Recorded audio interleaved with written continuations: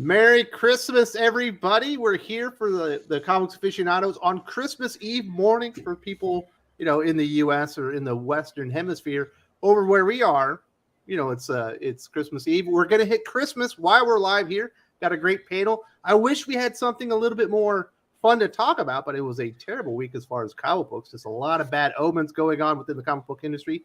But we do have the experts. First up, we got Dylan from The Real Comic Book Gamer. How you been, Dylan?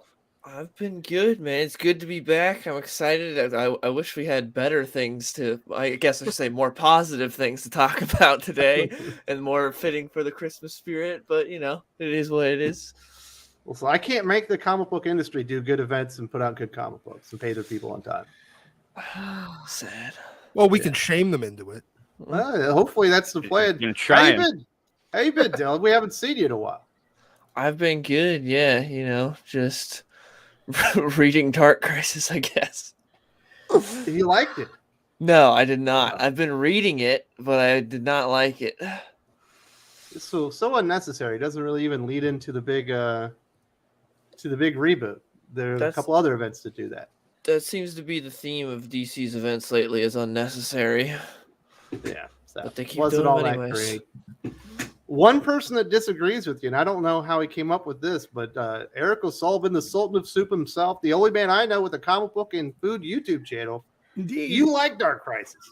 I did. I was I'm not hard to please, I guess. And you also thought Batman navigating from the moon to Earth with no protection in 12 hours was exciting. So sounds like a Friday night in South Boston, dude. Yeah, I made it home safe too. I feel like Eric is becoming the new Jimmy for the channel. So bad opinions are real opinions too, right? Yeah, but they're just bad. He just has bad taste. It's okay. We love you, but you have bad taste. Well, Dylan, Evil Black Cat wants to know: are you going to be on an Arkham Origins stream? Yeah, I probably should. He's wanting that because that game takes place on like Christmas Eve, so I'll probably be streaming. Yeah, I'll probably be streaming that later today. So yes, if you want to see me play Batman Arkham Origins, I'll probably be streaming it later today on my YouTube channel. Very nice, very thematic. Nice. Throw a little Die Hard on, have a good time with some Christmas stuff. Exactly. Yeah. Batman Returns. Yeah, I guess that is pretty Christmassy. You got the big stuff in Times Square and all that stuff. Sully, so what's going on with your channel? You got any big videos people should be watching today?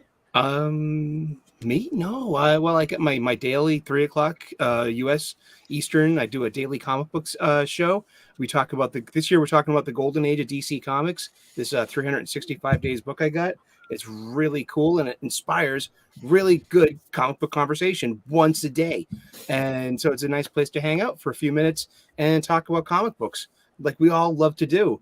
And next year I'm using the Overstreet price guide and Overstreet's how to grade comics. And I'm going to rebox and reboard and rebag my entire collection. I'm going to value it and maybe even sell chunks of it. And I think that's going to be great content, like learning how to grade comics together. While you're at it, I'm assuming you already inventory your books. Kind of. I'm pretty bad at it. I got like 9 long books. Yeah. Well, here, the one thing I will make a recommendation on: when you start that project, make the extra like $15 investment. Buy the CLZ app. Okay. For your phone, it is a wonderful inventory and basically library cataloging feature. It's a lot of crowdfunded information. You can put in values. Scans barcodes too, right? Yes, it has barcode scanner, so you can speed up your. You can just scan it. If you remember when you bought it, where you bought it, how much you paid for it, you can add that stuff into it. It's wonderful. It's a wonderful tool. I've been using it for about 6 years now. Absolutely love it. And there's no size limit. I'm at like 10,000 books and it's great. What's that called again? CLZ Comics. Z Comics.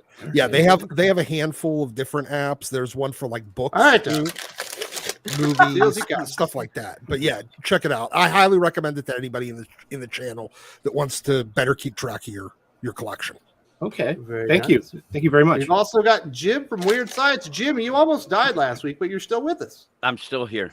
It's time for Christmas. I want to know, is there an app when I throw all my comics out the damn window? Does it keep track of what I'm throwing out? It's YouTube. You record it and then you throw it up there. And people laugh. Right out. I read digitally, so I'll just throw my computer out the window. That's how it works, right? Just right out the window. Sounds like you do that every week. I do.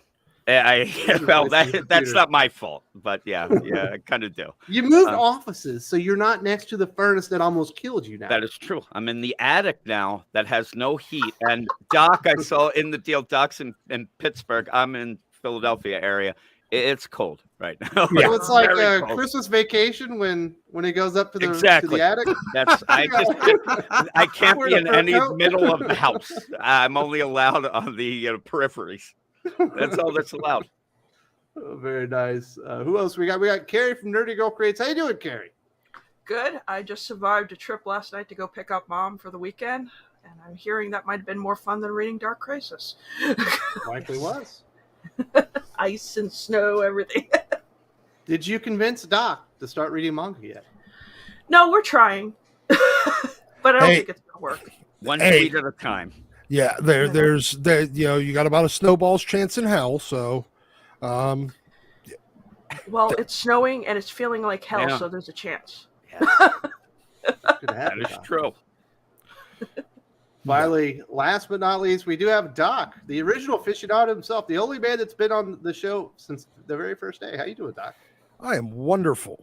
I think I fucking tore my rotator cuff or some shit, but because my shoulders. No, my shoulder's been sore for like a week now, and I have no idea why. But my shoulder is also very sore. Yeah, but it's probably just because I'm fucking old. That's what it is. So yeah, I got like some nerve stuff going on. Yeah. Very exciting. So you didn't get back on new comic books yet? Hell no. No, but I did pick up a Dark Crisis for us. No. You're not going to be able to contribute to the conversation, Doc. Oh, congratulations. Wow, I'm really disappointed by this. No, I picked up instead,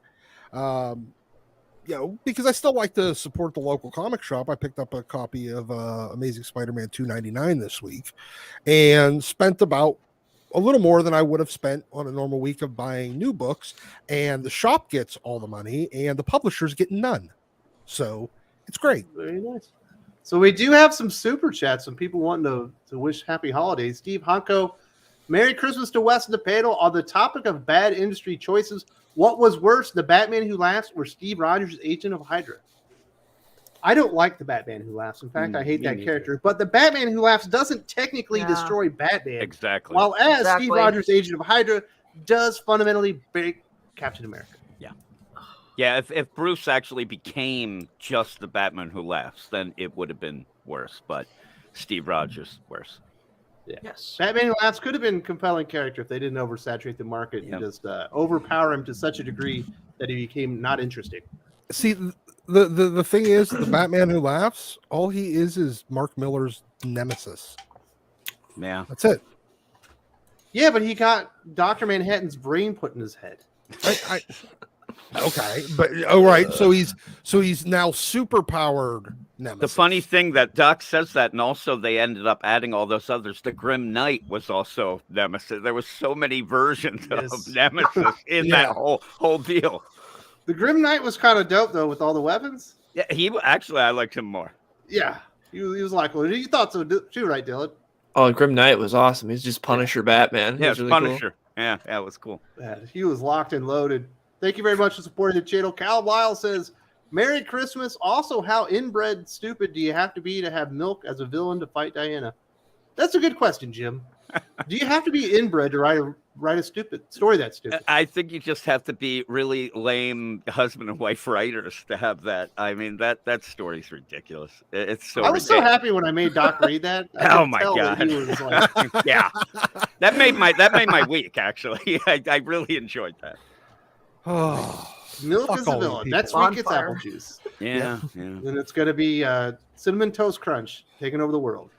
The pancake gods. Well, if things are going to get worse, just to point out that Lazarus Planet coming up ends with a story by those two. So I'm worried. Yeah. That's about all you need to know. So the Lazarus pit turns into milk. Mm-hmm. That's probably. Dodge Show to 24. Happy holidays, Wes and company. Let's get it. Hopefully the industry fixes itself when we get back to great stories. No more hack writers. I'm also very hopeful, but I'm trying to be realistic here as well. But I hope you have wonderful holidays. And 2023 can't be worse than 2022, right? Ha! You merely lack sufficient imagination. Didn't we say this last year? Common Sense. We're ending this year with all of the Miles Morales original villains: Frost Pharaoh, the Snatcher, Earworm, Cirrus Goldstein, Rabble, and the Bumbler. They don't name villains like they used to. No. Earworm, huh? Yeah, there you go. Wait, hold James? on. Miles has any original villains? I'm actually surprised by this. I just thought he got Peter's hand-me-downs. James Hannafin, reading the Batgirl series, and Barbara is in a wheelchair whenever she is sitting. DC editorial at its finest. So she's paralyzed part-time. She just can't afford a real chair. She's not one of the Batgirls. The Batgirls is Cassie and Stephanie, right? Yeah, Barbara's in charge. She's still kind of, but she's more of the oracle for them. But yeah, they keep going back. Is she and forth. paralyzed They don't know again? what they're doing. No, she has. The problem is what they're saying is she has problems with her implant in her back that allowed her to walk. So when they want her to have to sit down, she'll say that I'm tired and I got to sit down. My implant's not working. Sit down and relax. Yeah, she could. Always on the job. The minute you said that, I'm like, wait, when did Barbara get implants? Yeah, New 52. New 52. No, she had her implants. little Plural. implants. Implants. No. Plural. No, Brazilian butt That lift. doesn't mean Yes. them, Doc. She's got it, she's got it going on. Space Sloth 95. Merry Christmas to the panel. Finally get to watch a live event for the first time. And it's 8 degrees with a -11 wind chill here in Hershey area. How many people do I know from Pennsylvania? I know. There's Bunches. like between me and Doug. Half the panel. Dude, yeah. Pennsylvania is like comic book fucking Mecca, dude. Exactly. Really? It really is. Dude, look, I've said this a couple of times. I'm in a city that has like almost 30 comic shops within Doc, like did 20 you miles. realize it's warmer in 25 Hershey, miles. Pennsylvania right now? Why don't you move there? Because I don't like chocolate as much as I like old comic books. I just some chocolate though. I like chocolate, but I can buy chocolate anywhere. I can't go to 30 different comic shops in most metro areas. Man, how cold is it in Boston? It's 13 degrees Fahrenheit. Really? Yes. It's 85 degrees here, Nice. and we're considered this kind of cold. It's 6 here in Philadelphia, so we got to get to the middle of Pennsylvania. Though I don't want to go to the middle of Pennsylvania. Dylan, how cold is it? You're still in Washington, right? Yeah, we're now like heating up more. It was like 20 degrees a couple days ago, and now it's like 40 degrees. So it's You yeah. got 2 fucking digits. Swimsuit weather. yeah, it's Nice. we had frozen rain yesterday, and people didn't know how to deal with it. People are slipping and sliding everywhere. Hopefully, everybody out there is keeping warm and ready for Christmas. My goodness. Indeed. Paul Ebb says, "Merry Christmas, Wes and Panel. Here's hoping all the best for your family in the coming new year. Finally completed my Hellraiser run 1 through 100. That is awesome. Nice. It's great to have Yes. a complete run. Oh, My good. favorite complete run that I have is Hal Jordan, the Green Lantern Corps by Robert Venditti, issues 1 through 50, I believe it is. And I think there's was there an annual? Maybe there's an annual in there too. Dylan, what's the best complete run you have? Best complete run? Maybe Marv Wolfman's original Deathstroke run. That'll do it. That's the winner chicken dinner. Yeah, My it's goodness. pretty. Doc, solid. what's your best complete run? You have a complete X-Men run? Actually, my Uncanny X-Men run is still like 30 books short. Loser. But that includes all reprints, variants, and everything else. Of course, I'm kidding. That includes like over 200 issues. It's actually closer 300. to like 800.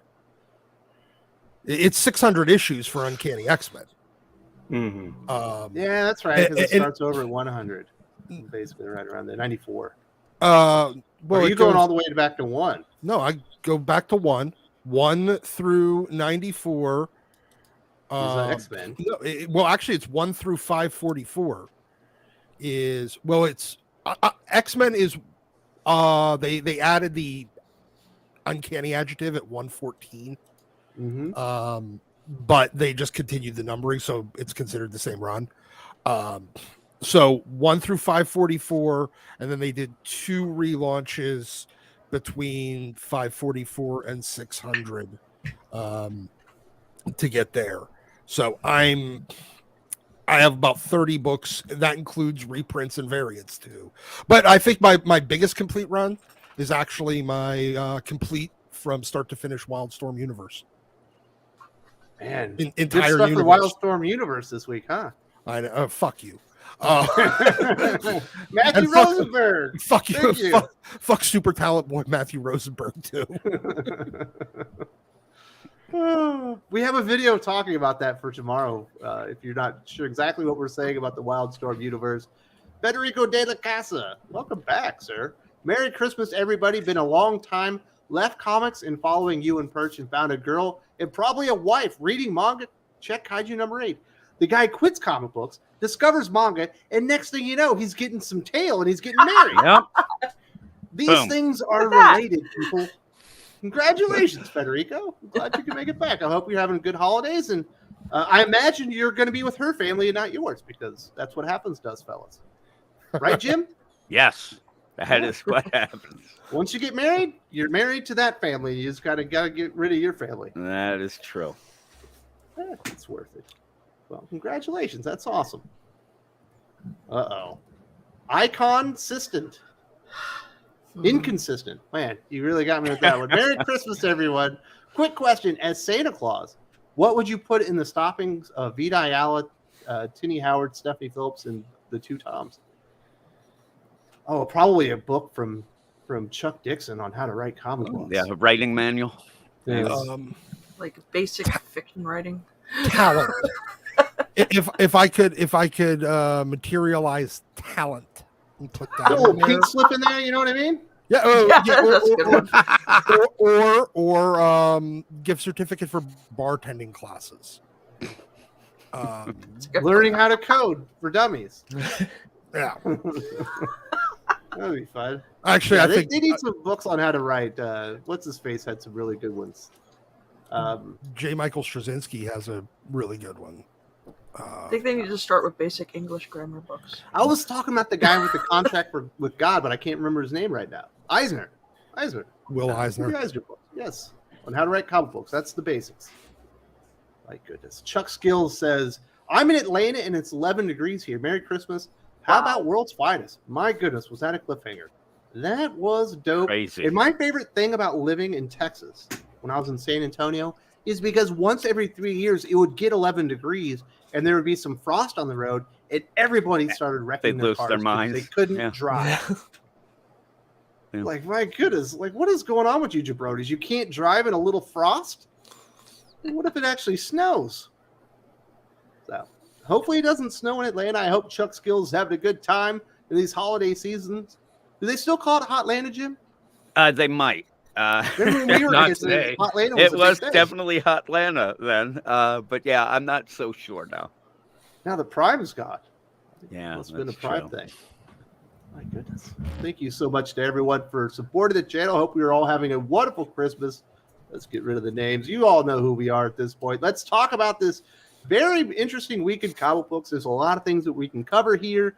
I think we should probably start dealing with all the creators that aren't being paid right now. There was an enormous Twitter thread where everyone was kind of chiming in saying they were getting screwed essentially on all sides. It's not just the small publishers, the big publishers as well. And they're basically just going out there and working for free and then being threatened that they're not going to hire them again if they actually go out there and tell people. Are you surprised by this, Dylan?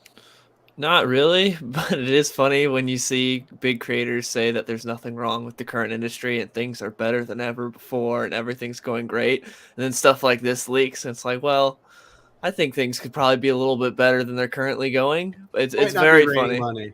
Yeah, exactly. It's very funny to see like all this on Twitter about people like talking about how amazing things are, and then stuff like this comes out. It's like, well, things aren't going so great apparently. Everything is fantastic. Can somebody please pay my rent?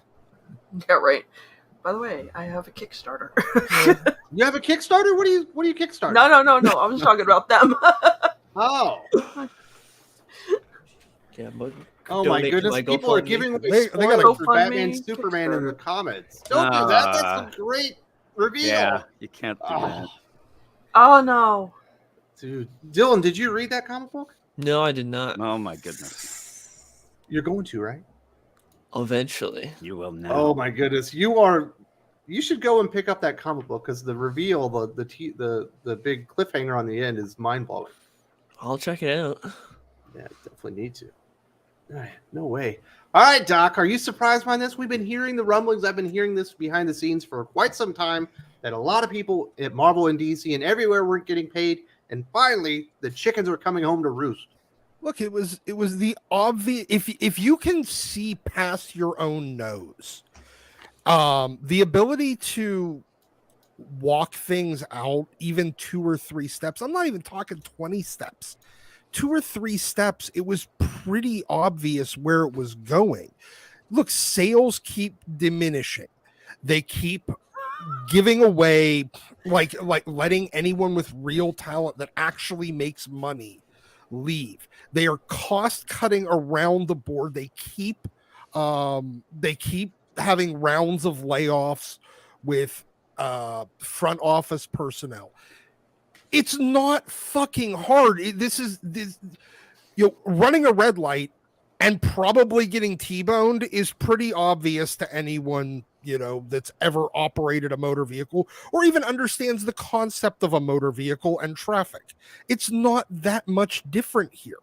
It was so obvious that it was going to happen. It was just a question of when. And so am I surprised? Not in the slightest goddamn bit. Do you think they're ready to apologize to Zach for disparaging for so many years for apparently speaking the truth? No, they No. never will, because No. they will go down in flames before they admit that they were wrong.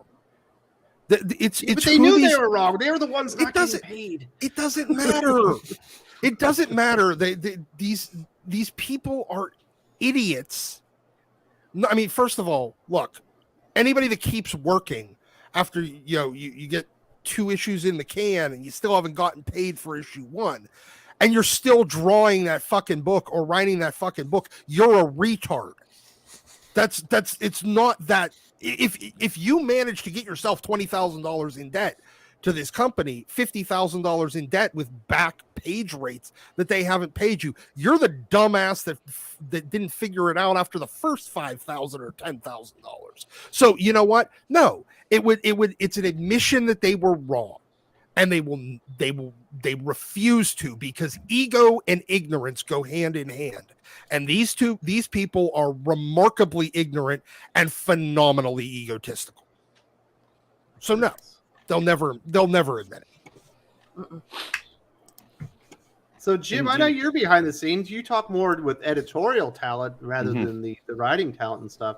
Is this a problem other places as well, or other people feeling the heat? Well, here's the deal. I do talk to a lot of editors, but they have to be, you have to add the ex-editors, because a lot of them were fired. A lot of them were let go. And I think that's a big point too, is that when you had the shutdown and things like that, they ended up getting rid of a lot of talent all around, and the editors, and just kept people or promoted people that really didn't know what they were doing because they're cheap.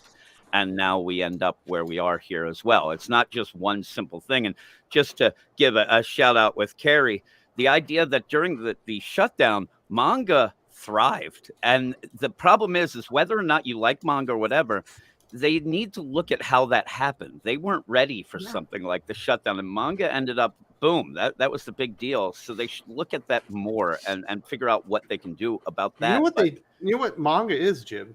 If you go to the Asian markets, I went and did a lot of research.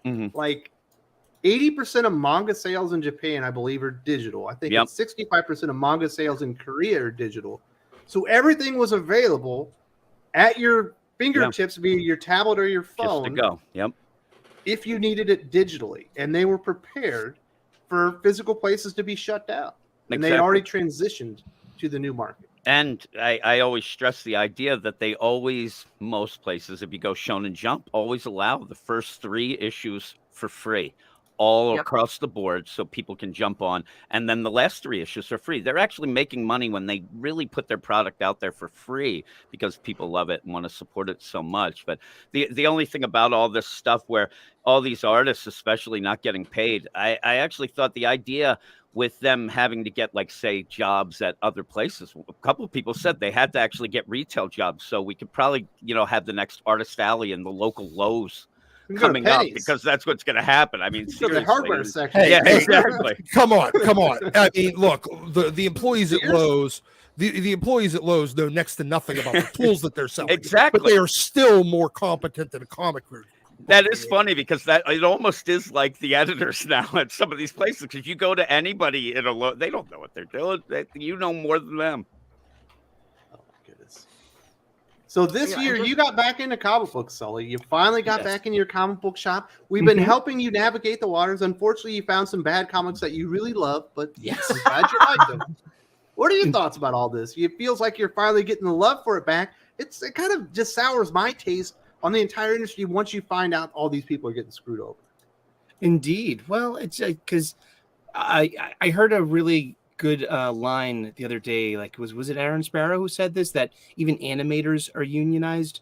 That they have they have more protection as an industry, as tradespeople. These are tradespeople and contractors. Yeah, and I'm also just reminded of Robert Meyer Burnett saying, "It ain't show friends, it's show business." I mean, you don't get what you deserve; you get what you negotiate. Why didn't these? And doubling back to yet another interview, Sean Gordon Murphy always mentions the business end of comic books and how he teaches his students how to navigate those treacherous waters. And so I guess maybe there's just a bit of ignorance on the creatives' parts for not negotiating tighter, more security for themselves. And then I found out here, Doc. Oh, I'm sorry. Well, then I found out Donnie Cates was a part owner of Aftershock, and so since I'm blocked on Twitter by Donnie Cates, my goodness, why should I give a flying F about this? Donnie Cates used to be a contributor to Bleeding Cool as well. Ooh. Look, used to be a writer. I believe Kelly Thompson as well. Look, you'll never be able to unionize the comic industry. No. What are you talking about? The unionized image. But those are the office workers, not the artists. 7 people in Portland. Good job. None of the creators, because they'll just go around them. That's all they'll ever do. They will never, because you can't enforce a union across the entire globe, especially in countries that don't really have any, union. You've outsourced your talents. Yes, so you don't need to respect exactly this arrangement there. You don't need to, and they'll just go to some other third world country because anybody can draw. All they need is somebody with that has a pencil and the internet. That's it. Pencil, a scanner, and the internet. Well, maybe paper too. Sorry, not even that much anymore. I mean, geez, everything's since I've come back after a few years, I can't help but notice all the crappy artwork. Now, here's the deal. If Sully starts getting depressed, then we're in trouble. I mean, guy.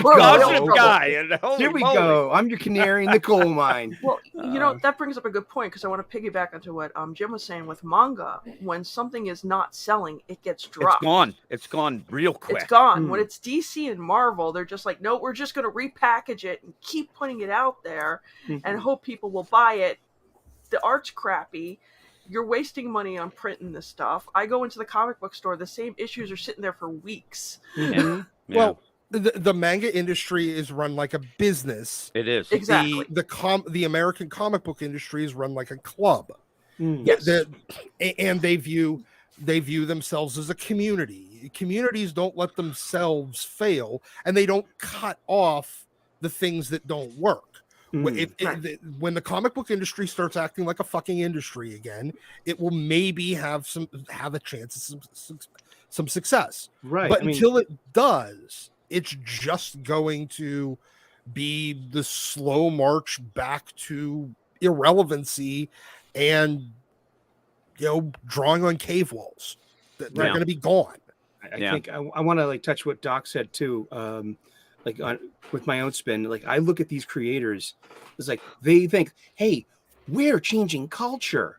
We're going to get rid of this toxic masculinity by teaching, giving boys better models in fiction how to be boys, or stuff like that, or letting girls have their chance. And my favorite thing is in the likabilities of our female leads, that's really feminist mentality to be you don't have to be likable to be a hero. And that's Captain Marvel in a nutshell. That's Carol Danvers. She used to be likable. Yeah. Now she's completely unlikable. We forgot that no, we like a likability in our heroes. So they believe we're upstream and we're going to change culture. So we'll take that pay cut. We'll take that because we're on a mission. We're on a mission. Mm-hmm. Yeah. It's our platform. It's not a platform. It's a stage.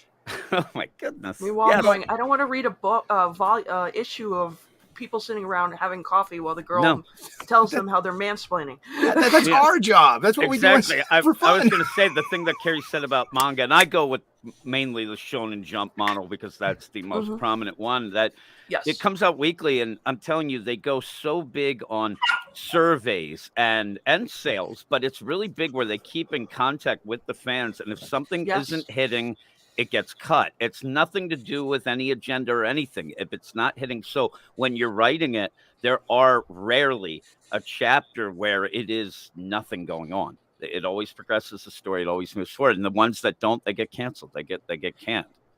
And they have a great relationship with the fan base. With the fan base. A lot of the companies here that bring over the licenses and translate them, they'll sometimes have surveys for the fans. Yep. Is there a manga you want to see come over here and get translated into English? And when you look at the comments, they have, comment sections and things like that from the, authors and artists. They end up where they're very it's across the board how thankful they are to have the opportunity and for the fans. Even if it's lip service, it's nice to see. There's no fighting with the fans. They actually are so, respectful and happy to be where they are. And they just, because you really have to work hard to get where you are in that, where they appreciate the hard work that they did. There's no just, hey, you get a book. And that's kind of what it seems. Everybody has this privilege they think they have here, especially the big two. And it really comes off as, it ends up killing the business. You don't like Sully said he doesn't care about Donny Cates because Donny Cates blocked him. Why would he? You know what I mean? I would be a sucker to want to give him my money. Yeah. Why? I think in a lot of ways, the comic club stopped being an industry and a business as almost a response to two things. One, Jim Shooter. A lot of the creatives fucking hated the man because he ran it like a business. So they want to just do anything. Doesn't matter whether it was successful. It hurt their feelings. So do everything the opposite of what Jim would have done. But secondly, deadlines are a microaggression, Doc. Yes, I know. But secondly, they see it, running it like a business is what caused the 90s collapse, because all they did was, it was just business decisions. It was just about expanding market position, just about expanding, this and that, and growing and growing and growing. And they look at it as, oh my God, this is what unrestrained growth does. It leads to complete collapse and everybody being broke and all the companies going out of business. So we have to run it like a club. And so you got those two things. Yet at the same time, what is comics doing right now? All of the things. The only thing that's keeping them afloat are all the same gimmicky sales tactic bullshit that ended up leading to the collapse in the 90s. Put on steroids, because look, everybody, you'll see every once in a while, oh my god, it's almost like the 90s. Fuck you, it is 100 times worse than the 90s.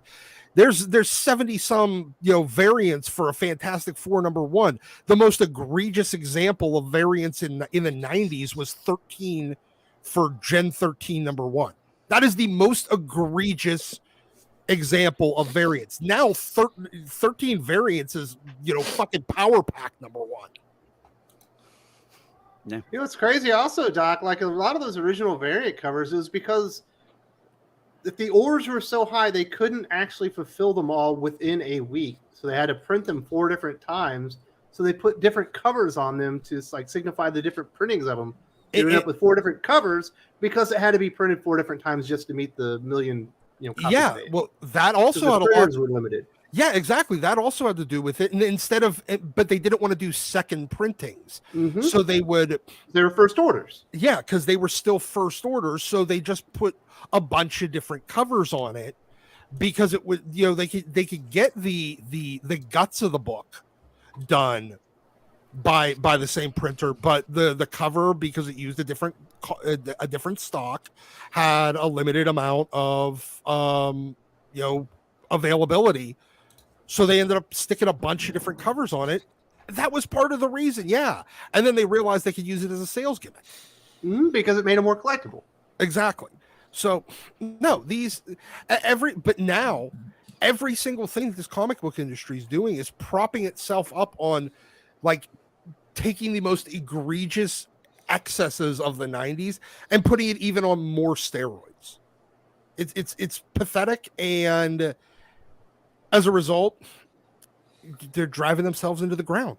Shocking. You gonna start tight rolling your jeans again, Doc? Like the 90s? No, I don't think. Yeah, pegging jeans. Let's see. I've been thinking about going mullet. You know what I mean? I had a mullet. It was pretty doing cool. that perm again. I feel like you're confusing the late 80s with the 90s when it comes to mullets. Mullets weren't a thing in the 90s. Mullets it was were long cool hair. Like 95 in Mine Missouri. carried on. Okay, Peter Parker had a mullet before. You were in fucking Missouri, dude. I mean, yeah, like everywhere else, it was already. You were. I'm sorry you were into cool like you fancy people in Pennsylvania. we were to long hair by 93. I'm from Pennsylvania. I had the Andre Agassi look at least till 86. Exactly. Did you have the long earring? 96. No, I did not have that. No, my body's a temple. Please. By 93, I had grown out all of my hair down like almost to my chin, and so that was 93. That's where the mullet you stop cutting your hair. Doc was one of those shitty skater kids that no one liked. I can already smell him. You know what I mean? Fuck yeah. With the giant jeans. Yeah. So, Jim, we've also got Aftershock. We've mentioned it here, but they finally declared for bankruptcy. Does not look good for them. They're trying to spin it as if, oh, yeah, this is just a really good business decision. No, they're doing that because they can't pay their bills, and they're trying to keep off their debtors while they try to acquire some money so they actually stay afloat, because they are absolutely in trouble. Valiant Comics is in a lot of trouble right now. We're hearing their name a lot, not paying creators, and they only put out about 1 comic book a month now, if they're lucky. IDW, we've been talking about their finances for like 3 years now. They're in a lot of trouble.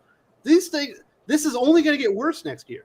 Yeah, it is. And it seems like everybody's in trouble but doesn't really want to figure out how to fix it. I know they're probably trying to figure it out, but one of the things that they should do is not play this game of everything's fine. I mean, when you're going under, it's tough to say, hey, listen, no, this is just restructuring and this is going to make it better. No, just admit what is going on and try to figure out a way to make it better, not just say everything's great and keep sailing the ship off the side of the world. The world's flat, right? You just go off the side. So you end up, I don't get it though. They end up wanting to sing this tune, but they think we're dumb and we're not. And so you start to worry, and then you just stop reading. I mean, it's bad. It really is bad right now. And I think they ought to address that fully. I think one of the big things right now, Dylan, is like the amount of comic books coming out. is really insane. There's only so many comic book customers right now. Obviously, you have some speculators buying covers and whatnot, but the amount of comics that they're putting out from a lot of different publishers really don't meet the demand. And I think that's why a lot of people are kind of falling under, where they're not really managing the product very well. Oh yeah, there's a ton, and then there's also a ton just for certain characters. Like if you want to keep up with the Bat family, there's like 20 books. It's insane. 25. And there's only like 2 quality books. So I don't understand it. And also it's depressing when you see like some beautiful covers and you open up and it looked like an 8-year-old drew the interior. Yeah. Like that happens more and more, where you just get clickbaited by a comic, especially if you're someone new to comics and you're not familiar with this. You're like, oh man, this cover is awesome. Because that's how when I got into comics as a kid, it was all off the cover, how cool the cover looked. But now if you go and you're like, man, this cover's cool, you pick it up and then you open it and it looks horrible, you're not necessarily going to want to pick up the next issue. Man. Well, people have limited, disposable income. Yep. And when you have 500 books a month, which is what the industry's publishing these days, instead of 300 books, which is what they were publishing 15 years ago, and 250 books, which they were publishing 20 years ago. But they probably had 3 or 4 or 5 times bigger audience then. They did. You have a smaller audience now. You have a smaller buying audience. You have higher costs for cover price on every book and more books. It's not a surprise that books that would have sold 80,000 copies a month or 100,000 copies a month 20 years ago are selling 20,000 a month right now. You've doubled the price. You've cut the audience into a third, if not a quarter, and you've given people triple the options. Man, shocking. Yeah, it's weird. It's astonishing that you're still selling 20,000 copies. And honestly, if you go by the business deal, like at one point, it does seem like they're trying to, maybe get these new fans, whatever. But if you're in business, one of the best places to maintain and get more business is you're already buying it. Get your audience and want them to expand instead of people like Doc, who's out. I mean, this is what they've done. They forced their core audience out, and then they're upset because they're not selling books from just these people who may buy one issue of Son of Kal-El just because. And they're not buying full runs. They're not sitting around, waiting for the next week of comics. They don't care. They might buy some of the things they see, but even with the idea, all these variants, that's not for the fans. They seem to want to just get these money on the books to show, oh, look, it's still selling, but all that's just speculation. That's not a audience that's going to stick with you and grow. And it's just a shame what they ended up doing all around. And what are they doing to get new Yeah. people on. I mean, like we were talking with Manga, you can walk in and buy volume 1. I mean, where do they start if they even want to? And that's even, the advertising too, especially at DC. There are good books. I mean, there are good books that came out this week, great books, but there always seem to be the ones that aren't really advertised because they only want to advertise the Bat family books, but those already sell. You don't need to do that. I think another major problem is the desire to copy the entertainment industry, especially the television industry, with essentially treating titles like seasons. Look, when you have an ongoing book and you manage to, it does cost a lot to get a new customer. It's a lot of work. Yep. But once you establish a customer, it's like a gym membership. Even if you're not reading it or going, you're still buying it. You're still giving them money every month. And the customer base kind of looks at it as an ongoing purchasing process. They don't reevaluate that. But every time you restart a book, you're giving people the opportunity to reevaluate it. A lot of shops, if you have a pull list, they won't automatically put in the new title that replaced the old title unless it's the exact same title. And even then they'll ask you, and that's your option to reevaluate your purchase. Look, there's a reason why TV shows, most of them last about 3 or 4 seasons. If you have a really, really good show, you might get 7 seasons out of it. A generational show like The Simpsons or something like that, you get That's an 20s. Yeah, it is.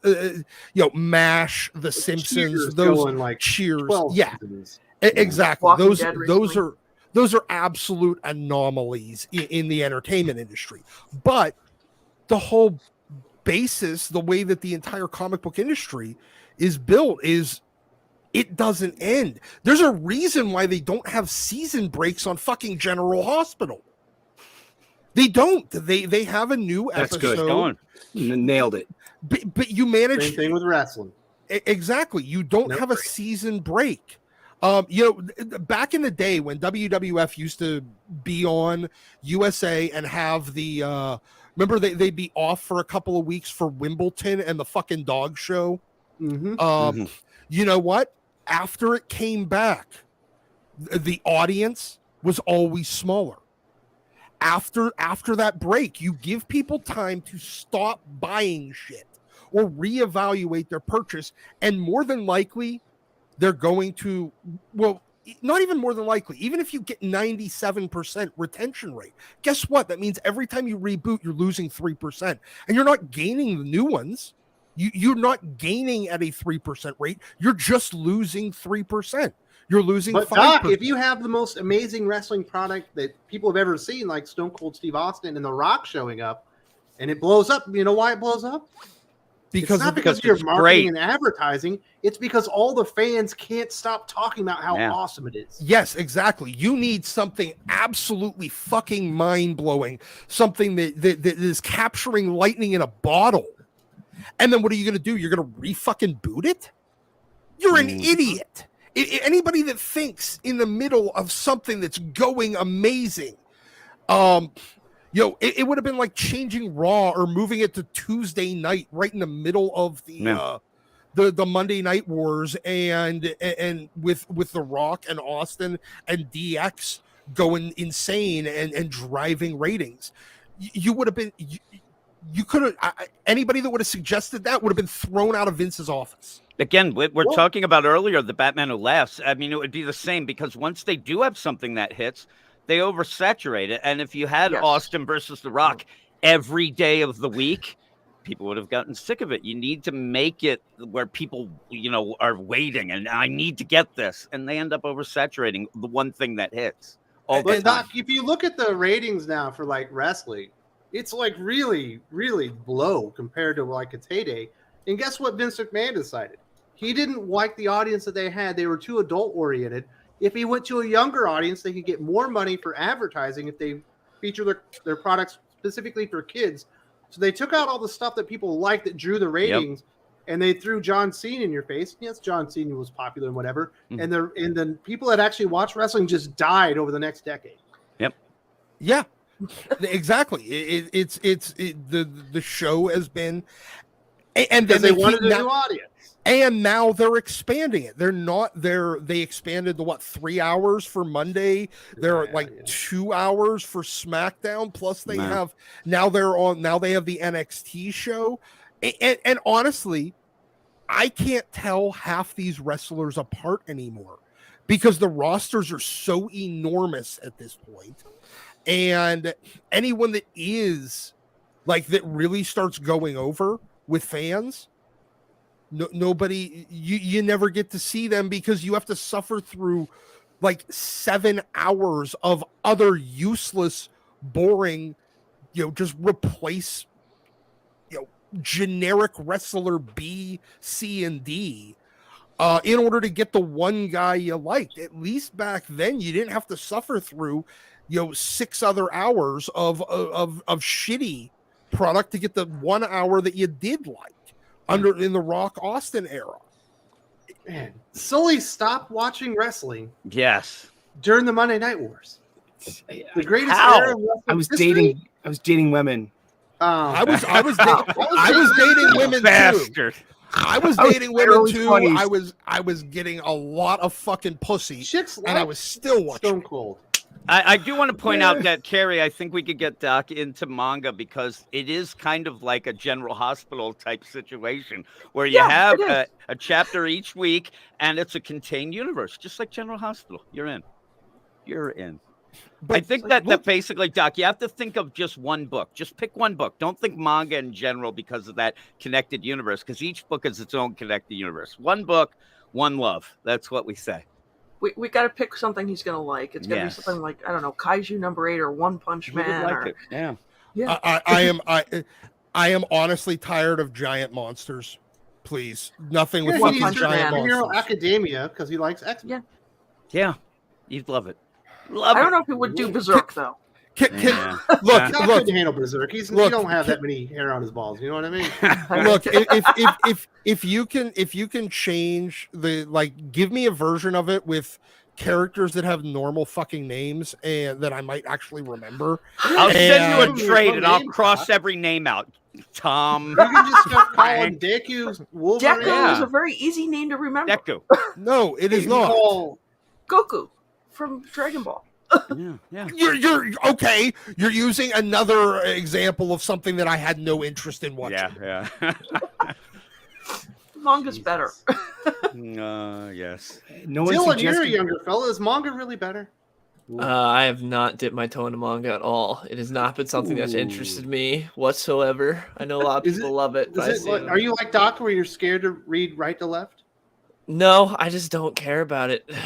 I just see it. None of it's really. The only thing that I'm like, I know eventually I'll get into is Berserk. Berserk has piqued my interest, but I haven't checked it out yet. That is something that I'm like, down the road, I will eventually check that out. Okay. But I think almost anybody right now could read Chainsaw Man, and I think you would like it. I think you'd love it. Here's the kind of shit that I just don't get. Like, I get done explaining, I can't remember any of these fucking people's names, and the chat's like, please, Doc, please listen to me. Read Gleipnir. What the? That's not even a fucking word. Berserk is not hard to say, Doc. No, Berserk is a perfectly fine. My Hero. That's the one that I'm seeing. I'm asking to the character names. Are they just like normal names? In Japan, yes. Okay, I am not in Japan. To you, Doc, or to the majority of the world?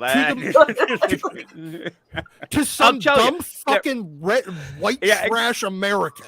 That's what I'm asking. And there is some naming conventions that would really screw with you. I'm not going to say that there aren't the ideas of proper. It gets a little crazy. I admit that is one of the big stumbling blocks for it. Are you okay with Viking names? Maybe Vinland Saga. Yeah. Not really. You don't like Vikings either. I don't. Jesus, man. I'm sorry. I'm a dumbass American. I like just simple American names and words. Vikings are pretty simple. They just go on land, they beat everybody up, they rape the women, and they steal the stuff. That's Viking culture. It's pretty cool. Callum says stop it. Don't be racist. This has nothing to do with race. It has everything to do with language. I just don't remember the goddamn names, and my brain just throws them out. It goes, this isn't a word, and ignores it. Got the right word for Full you, Metal Doc. Alchemist Sad. has all English names. Yeah. Okay. Cool. Maybe I'll try that. And you can even start out watching the anime and then kind of shift into the manga. I recommend Brotherhood. Wow. Yeah. Let's hear for the people. We've got some super chats that have backed up. Let's hear what Federico de la Casa has to say. You were right, Wes. This evening at my African girl family, bought a necklace for her and not an omnibus. And the only event will be the unboxing of gifts. Well, congratulations. He's over at the old lady's house.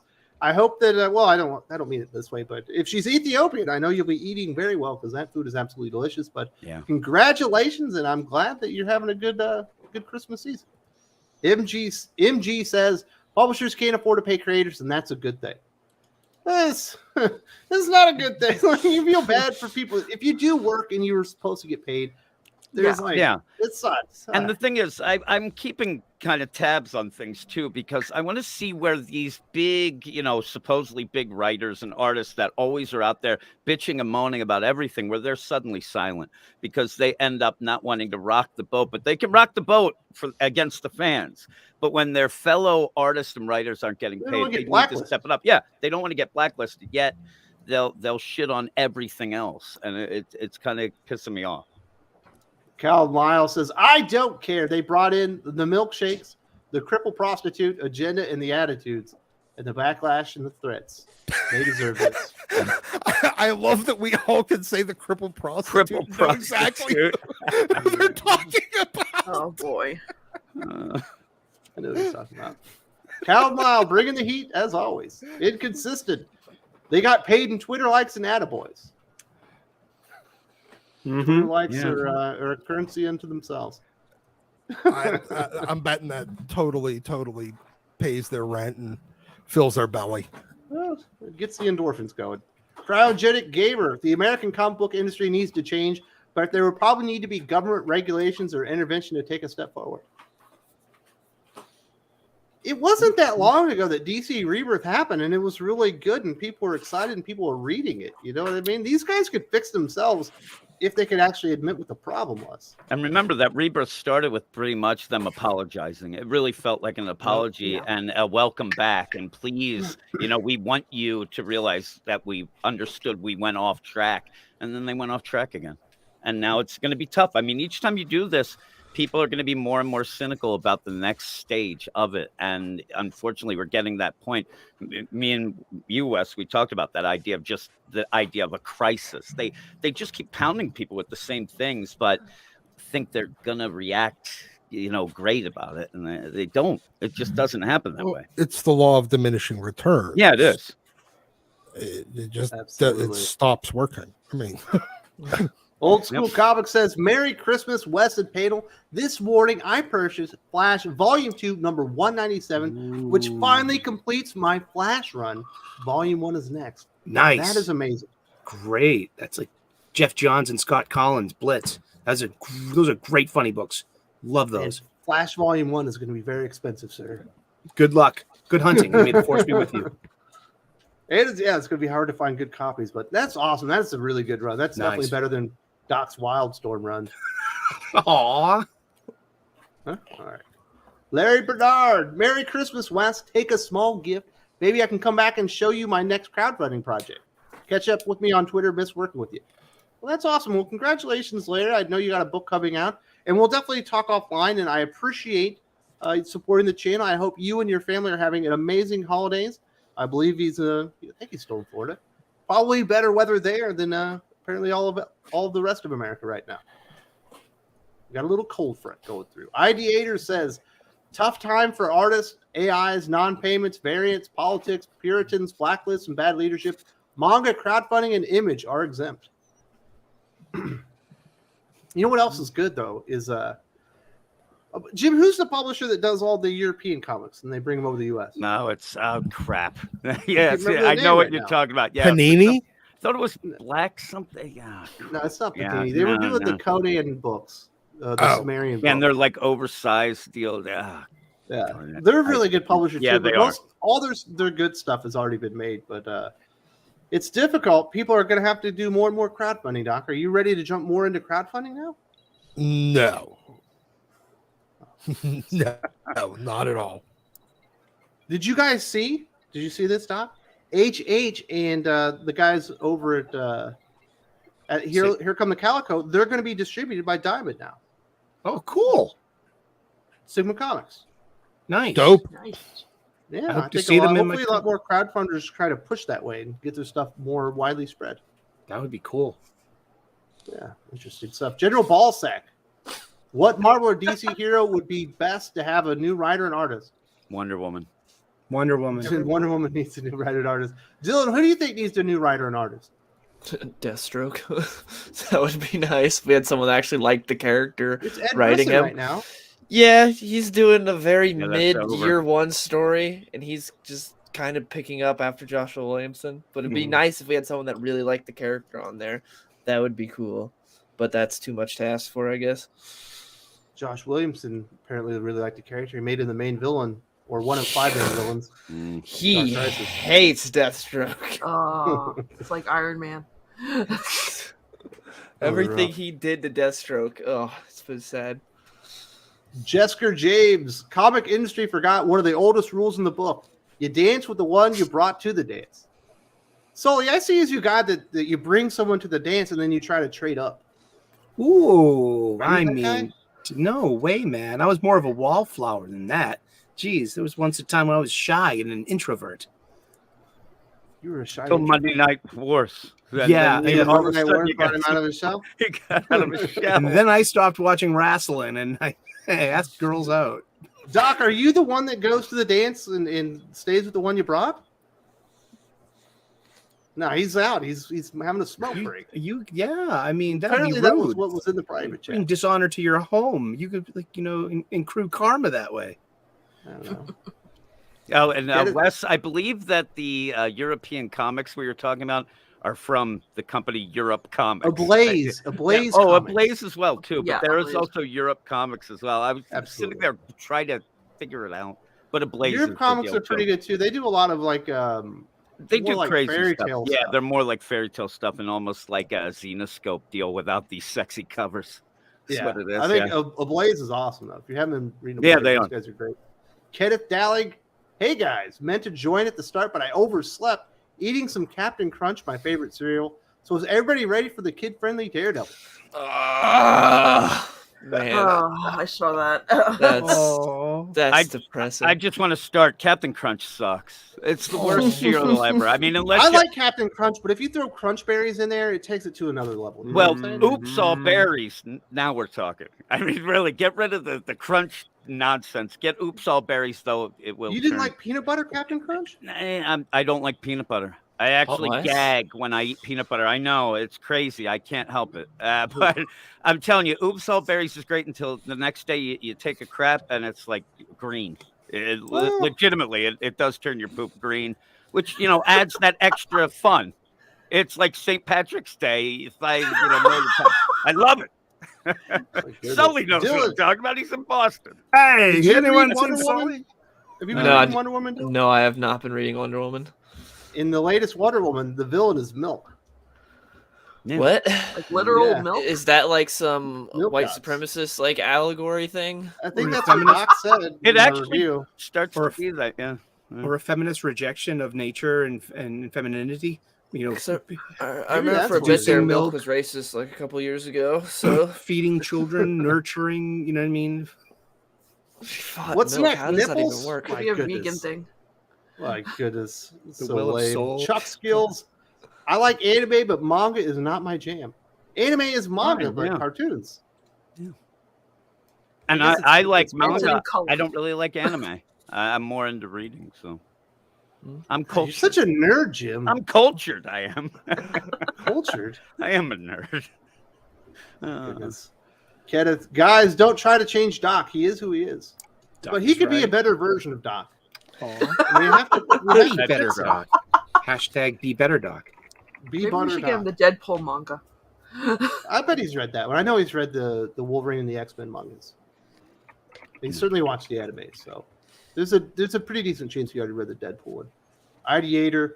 Doc, Attack on Titans has simple names and a terrifying premise and practically one-to-one with anime. Time to stop complaining about the mainstream. Yeah. That You know what, one-to-one Doc's with out. anime is a big thing too. That really does Yeah. help. I mean, that's huge. And where in the Western comics, they're desperate to try to make that combo with the other media, and there's But ways they to do it. sabotage themselves. I know, and they don't. It's No, the they thing don't that even kills make. me. They don't make Well, them equal. They they- don't make them the same. They because they've outsourced the Yeah. creative side to other people, and the people in Hollywood are too egotistical. They don't want to give the credit the comic creators, the producer credits, writing credits, storyboarding credits, whatever. They just don't want to. Part of it is because of we the need But- to respond to Ideator here. He says you need to stop complaining about the mainstream and read Attack on Titan that has simple names. I've tried watching the anime Oh. of Attack on Titan because I heard it was really good. So I tried watching it. It took me like 5 times to try to get through the first episode. I couldn't figure out what the fuck was going on the entire Have time. you watched One Punch Man? I think he'd The like very One Punch first Man. episode of that anime Yeah. will blow your mind. You will be Yes. right in there. That's like one of the best episodes of a cartoon I've Yep. ever seen in my life. That's what I think will be the gateway drug. First taste free, Doc. Jeez. Oh, maybe, but Nobody One suggested Punch Man. anything On with Hulu. tentacles. That's great. Yes. Kenneth Dowling. Jim, to each their own. Captain Crunch is amazing. I agree with that. I know. And it's even more amazing with Crunch Berries. Kenneth, you say that, and then I see people in the chat going on about Fruity Pebbles, one of the worst cereals known Fruity to man. Pebbles is the worst because they can't take the milk. Yeah, they it's the become worst. soggy too quick. Yes, They and also I hold don't up. eat confetti. It's like I'm eating confetti. It's tastes nonsense. delicious. I'm an adult. I need But they good can't- cereals. That's They can't stand up to the Yeah. milk. once Applejack. again, that is how you defeat Wonder Woman's villains. Just dump fucking Captain Crunch or Cinnamon Toast Crunch or Cheerios or Boo Berry for Right all now, I care. Rice Krispie Treats, one of But the not best grape cereals nuts. of all Grape time. nuts will not No, do it, grape Doc. nuts is nonsense. They're not grapes or Grape nuts. Oh my Right? god. Also, Wheaties. I always Wheaties, loved. it gives I you- like gives Fruit you- I don't Loops. even like frosted Wheaties, man. Wheaties suck. Yeah, Fruit Wheaties Loops do with suck. marshmallows. No, Honey Nut no, Cheerios it's are pretty good for Honey common. Nut Cheerios are amazing. They're right up there with Raisin Bran. They give me a weird aftertaste. Raisin I don't know. Bran. What? Raisin Bran. I love Raisin You Bran. don't like Raisin Bran? Oh, Raisin I love Bran. Apple Disgusting.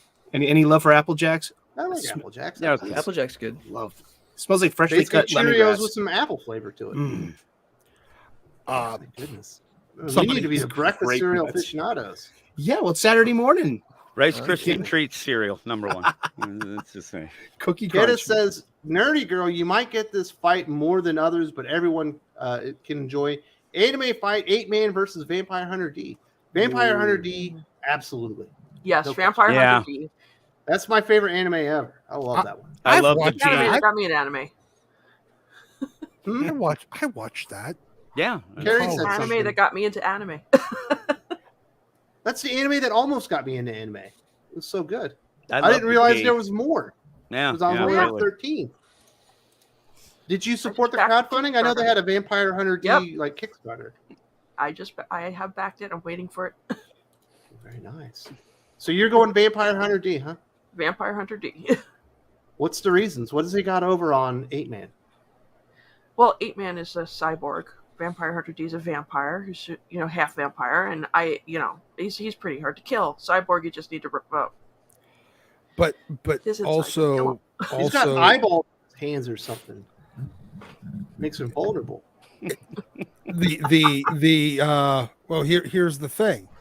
The cyborg's made out of metal, so he needs a wooden stake, but he can go just break a broom.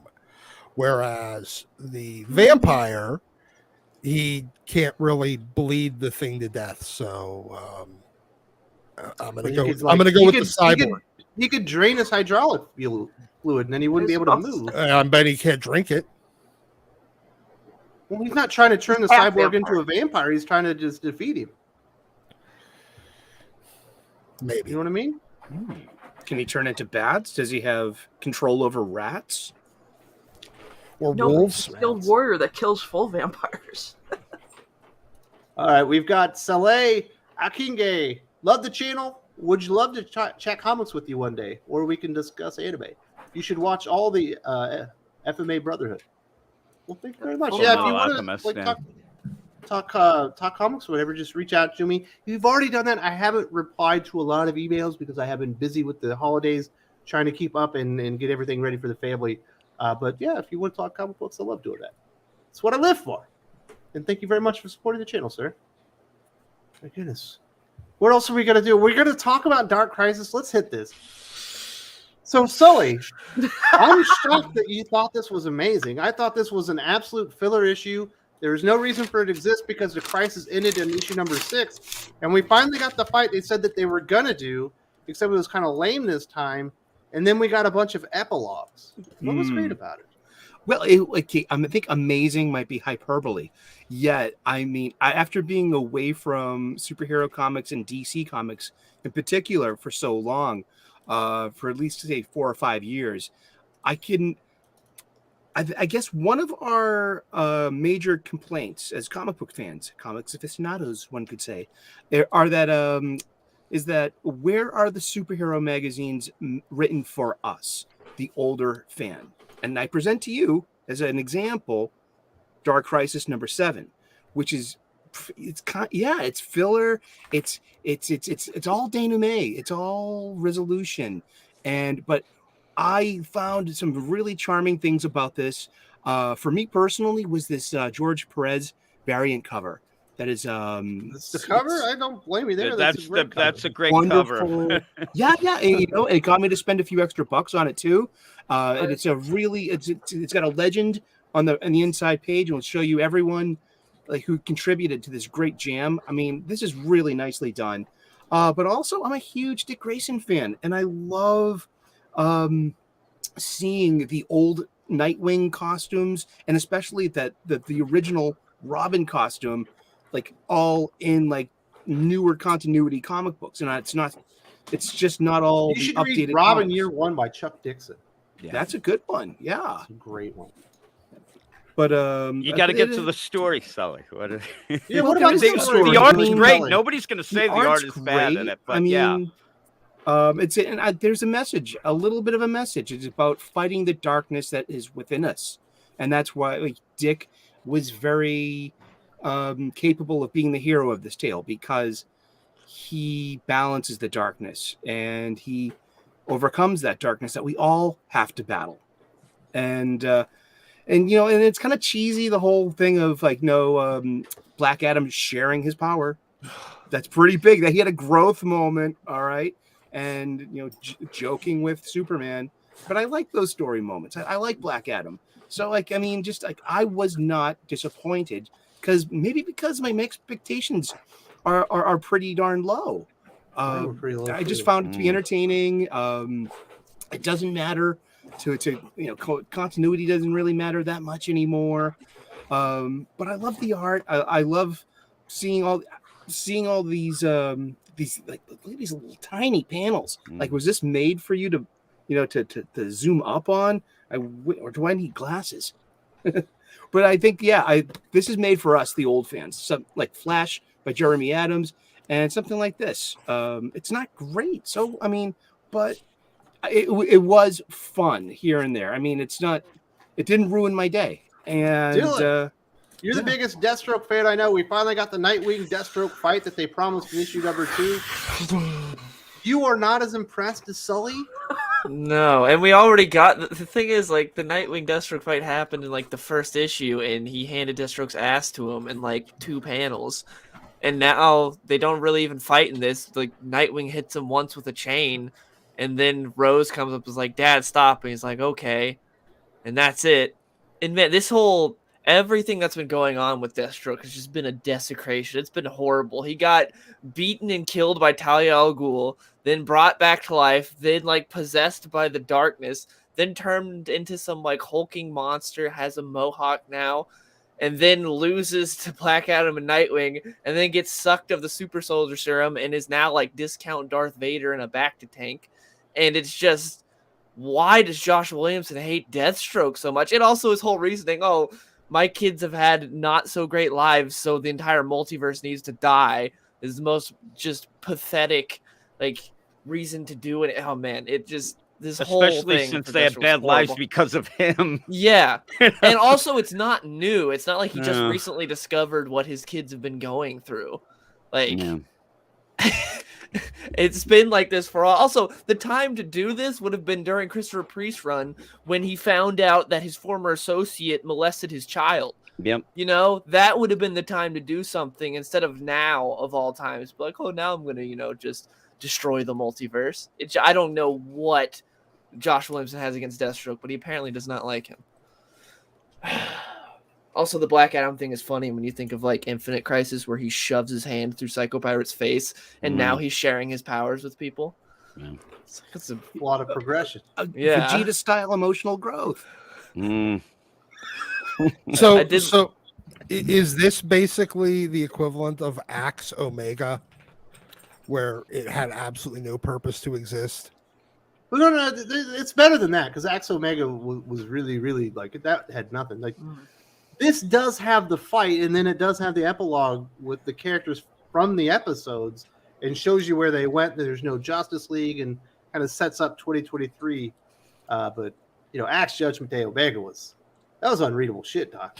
Well, yeah, that's like, why would you? Because when you guys were talking about how it was mostly just epilogues and the actual fight Yeah, the but there's no story X-Men, ended there's in the no last. Avengers in the book. Well, no, but the story ended in the last issue. There was no real purpose for it, so I figured it was basically the same thing.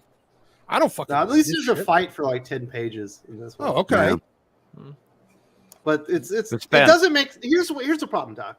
So when you get to Dark Crisis, the Justice League are dead because the Great Darkness has taken over Pariah, who now controls all the villains in the DC universe and has made them super duper powerful.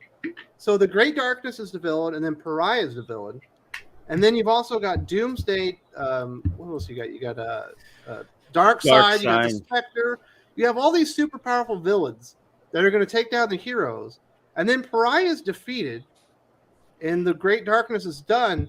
But then all of a sudden, Deathstroke is the bad guy left. Yeah, because then You're they like- reveal Pariah never was. He thought he was hearing the darkness, but he wasn't. Yeah, that's bullshit. I mean, It's really. like, how is he a bigger threat than every Um, villain in the history of the DC universe, maxed out to 100 as far as their powers? So it would be like if, let's say, Secret Wars ended up with Taskmaster as the big bad. Yeah. Instead After of the Doom. big bad has already been defeated. Yeah, They did another instead episode. of- It was like, Instead "Oh, of like fight Taskmaster." Doom, Thanos, Magneto, Oh. Namor, Mhm. and all the rest of the like most powerful badass villains of the Marvel universe, and then they all get defeated, and you're left with Taskmaster. You're like, for fucking really? That's It was the bad. big bad. I see if you're going to make Dick Grayson your primary hero, who is That's what I said to Jim when I Dicks. made that video yesterday. Yeah. They should have just done a Deathstroke in the Legion of Doom versus Nightwing in the Teen Titans like event. And I was That'd be thinking cool. about that too, and the idea, even with Tom Taylor's Nightwing book, why does it seem like DC is like set on the idea that they're trying to redeem Dick Grayson, who doesn't need What did he do? redemption? Is he Everybody, resurrected? they seem like they think he's done something Well, bad, hey, that they have to redeem him He or got something. shot hey, in the hold head. on, Yeah, hold yeah. on. He does. He turned into a commie. Well, you there need to go. redeem him from that. There you go. I'll tell you, my biggest problem, and there's a lot of problems with Dark Crisis. But in general, a lot of comics now, and Joshua Williamson, I think, is really a guy who does this. When you get to a point where you really didn't set up any story, you need to have wow moments that are going to grab people. Like, I'm not saying anything, but Sully, you like the idea of Black Adam and all that. Nothing's really explained.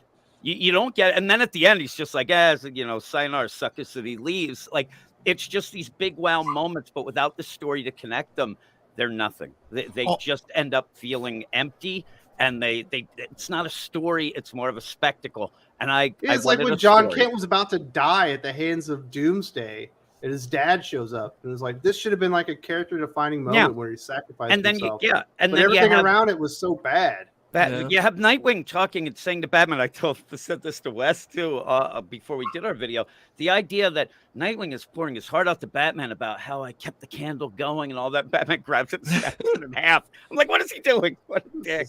Hey, Luke Skywalker moment with the yeah. lightsaber. Yeah. Thanks for returning it. in fairness, it is Tom Taylor now. So No, it's Josh Williamson. no. it's just- Tom Taylor has Nightwing still. Nightwing. And he's a straight white man that grew up in privilege, so he absolutely needs to redeem. He needs to be redeemed. Yeah.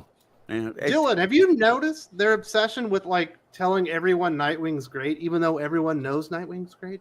Yes, every single issue. I dropped off around like issue 93 or 94. I held on for as long as I could. But yes, every single issue, there would be something to be like, did you know Nightwing's a good guy? It's like, yeah, that's why we're buying the book. That's a We know- superpower. We know who Yeah. Nightwing is. But yeah, every issue. And it would derail because Tom Taylor moves the plot forward at a snail's pace.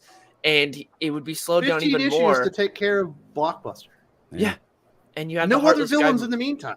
Take care of him. And then it was the other villain that he's not developing that took care of him, really. Heartless. Ended up ripping out his heart. It's crazy. And Heartless had killed like hundreds of people the entire time while Nightwing was like What is he helping homeless kids steal from the people of Bloodhaven. He was stealing homeless people's hearts too, though. Yeah. That's how we found out about him. Yeah. It's, And- it's and- like this weird thing. Yeah, like Dylan said, right now, as we speak, Heartless is running around ripping people's hearts out. Dick Grayson's, waltzing They around. still haven't. They still Yeah. haven't Building more rounded that up statues. yet. Nope. Oh my God. No, they have not. Oh, He's just man. out there. So he's a great. That's the thing. Tom Taylor, again, is these wow moments type of writers. He ends up Yep. where at one point he wants you to say, oh my God, Dick Grayson's great. But then on the back end of it, you realize, wait a minute, he let those homeless kids still live out in these tents for all this time while he's waltzing around. But he let them keep his wallet. Yeah, so. yeah. So he's great. And it's always that one moment, but nothing else goes well together with it. Yeah. He knows he's being targeted. He's going to get shot at, and he has kids all around him at a groundbreaking. I'm like, Like a get those Saddam kids out of there. Hussein moment. Yeah. I mean, get them out of there. Like, what are you doing? But he doesn't think of that stuff. It's like he doesn't think it through fully. He just wants Dick Grayson, great. And and it is. It's like an agenda now. They think. It seems like DC thinks that's the idea that was left behind before somehow. I don't get it. I just everybody loves Nightwing. Dick Grayson's not as big as Batman, as people don't realize. He's a real yeah, good guy. yeah, he's the best. He's my favorite character. Dick Grayson's my favorite, and I'm getting sick of it. I said it sounds like a buddy that you have who They're just just keeps filleting going him on in about the his comics. girlfriend. I don't want to hear about your girlfriend anymore. I get it. You love her. Whatever. Get out of here. That's what it feels like all along. It's like, why? Do you who are think Federico De La Costa doesn't call his girlfriend by her name? He only refers to her as my girlfriend. Yes. I've like those people that do that really annoy me. Yeah. And then my girlfriend did this, and my girlfriend is like, Yeah, really. I she's know got her a name, man. Yeah, really. I've heard this. Gosh, So sad that Bruno Redondo's being wasted on this. he's so good too. it looks But good, him and though. Tom Taylor So are good. buds. I mean, they end up doing things together. But It's the Tom King factor, where he knows all these artists that apparently like him, so they just ruin their careers illustrating his terrible is true. stories. I'll give one thing though is you do keep wanting to read it at points because of Bruno Redondo's art. So it really does True. pick up the art because the story's going nowhere. So you do that. And, I don't know. It's an easy book to like, but it's a hard book to keep liking. Is how I would explain it. Yeah, it's easy to get rid of it. You're like, well, Yeah. But at first you're like, oh, this is cool. Yeah, it's Yep, hopeful loved in it, but it doesn't change. It just keeps doing that same thing. Yep. man. Is it time to make Nightwing like a heroin addict or something? Maybe. Oh no! Don't put him through something Or- again. The cycle of DC with Dick Grayson. My ward is a junkie. The mullet comes back. He's on heroin. He's dressing in He flannels. hasn't been raped in a while. Yeah, that's Oh, true no. too. Rick Kevin- Grayson comes back. Kevin Grayson comes back, and now we're in. You know. This time it's John Kent, right? Oh, But he's supposed to be his no. mentor. That could be some pretty good That would be conflict. crazy. Oh yes, man, that whole would be- flashback was so dumb. Like he gave him a lollipop one time. They've been best buds this whole time. You just didn't know it. It's gonna we just- keep. Yeah. He was in a volcano for 7 years straight. His dad is Superman, and all I could think about was, I hope Nightwing. Nightwing shows up. How with the a hell is lollipop. Nightwing going to show up? I mean, how is he going to get there? An astronaut? I mean, seriously, he's in an Earth 3 volcano. I was just thinking that Nightwing was going to save me. Well, maybe that's why you never got out of that volcano. You sat there doing nothing. You jerk. We'll re-explore that coming They're up. going to finally get to that story now in 2023 Doesn't in make that much miniseries. sense, but yeah. My goodness, I do need to give a special shout out to Comics by Perch. Thank you very much, Boom. sir. Happy holidays and Love Merry Perch. Christmas to you and your family. That's very generous of you. Merry Congratulations Christmas, on your first live stream in almost a year. I think you had, what do you have? Sean Gordon Murphy, Joe Corralo, who was in the comments as well. And I think Pat Shand. He had a great panel the other day. It was a lot of fun. Thank you very much, sir. Merry Christmas, everyone, and happy holidays to you as well. Very nice. Congratulations, brother. Merry Hopefully Christmas, we'll be talking Perch. very soon. Cheers, man. Yeah, Merry Christmas, Virgin. Very nice. Doc, you didn't read Dark Crisis, right? Fuck no. Man, I should have made you read Dark Crisis Young Justice. What was I thinking? Yeah. Why did I You- take that alone? Well, it's Because you gave me a whole lot of other shit instead, Seriously. Woman including is two. War and Peace compared to Young Justice. You gave me a couple issues of Wonder Woman, a couple issues of Harley Quinn. Yeah. I mean, That was rough. come on. Seriously, though, Harley I would have loved to have heard Doc lose his mind over that Young Justice book, and then how much he would have lost his mind when they just show up at the end of this last issue of Dark Crisis and legitimately say, "What did we miss when it was over?" They did. That's it. That's it. Oh my goodness. Okay. Did you read the Young Justice series, Dylan? No, I did not, but I've come heard on, just man. a bunch of horrific things about it, and I stayed far away. The Flash was Same really here. good, though. Did you read the Flash? No. Oh, it's excellent. was You like pretty Wally good. West, though, right? Yeah, I do. I'm meaning to pick it up. I heard a lot of people love what Jeremy Adams is doing. I just haven't gotten around to it yet. Yeah, it's all Wally West and his family and the Flash family. It's absolutely amazing. Bringing all the rogues back, and every issue is just great. Yeah. It's not dark and depressing at all. And it's another one, like I said about Nightwing, but yet Jeremy Adams is able to give you a family story to show you everybody's great, but it's good. There's that little bit of story progression will, do Yeah, he beats wonders, somebody right? every issue, though. Yeah. Something gets resolved. You get something resolved, and that's the big play. My goodness. Does anyone else have anything to say about Dark Crisis? Jim, did you get it out? Yeah, I think. I'm glad I avoided it it. sucked. I mean, it was bad. There Are was you a excited full for year- Lazarus Planet in Dawn of DCU? I said I am actually excited for Lazarus Planet, except for it ending with the Clone Rads doing something on Wonder Woman, but maybe somebody can, reel them in. But I get excited at the beginning. I want to be a little positive, like Sully here. I get positive at the beginning of everything because there's always that possibility that it'll be great. I don't go into things thinking, okay, I want this to suck. We all want it to be great. So I go in, clean slate, let's go. I'm actually excited for Lazarus Planet and Dawn of DC.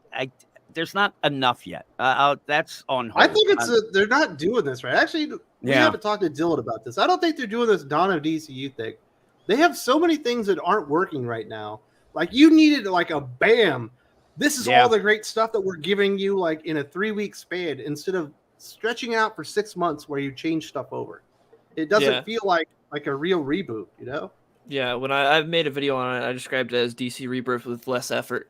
Man. Because that's what it feels like. They're trying to be like, hey, we're restoring things and making things like good again like you used to like, but also we're not really trying that hard. And half the books they announced didn't have creative teams. Like I was like, oh, cool, Steele's getting a book. Man. I love Steele. He doesn't get a lot of recognition. There's not an artist or a writer attached. Tinny Howard, guaranteed. Megan Fitzmartin.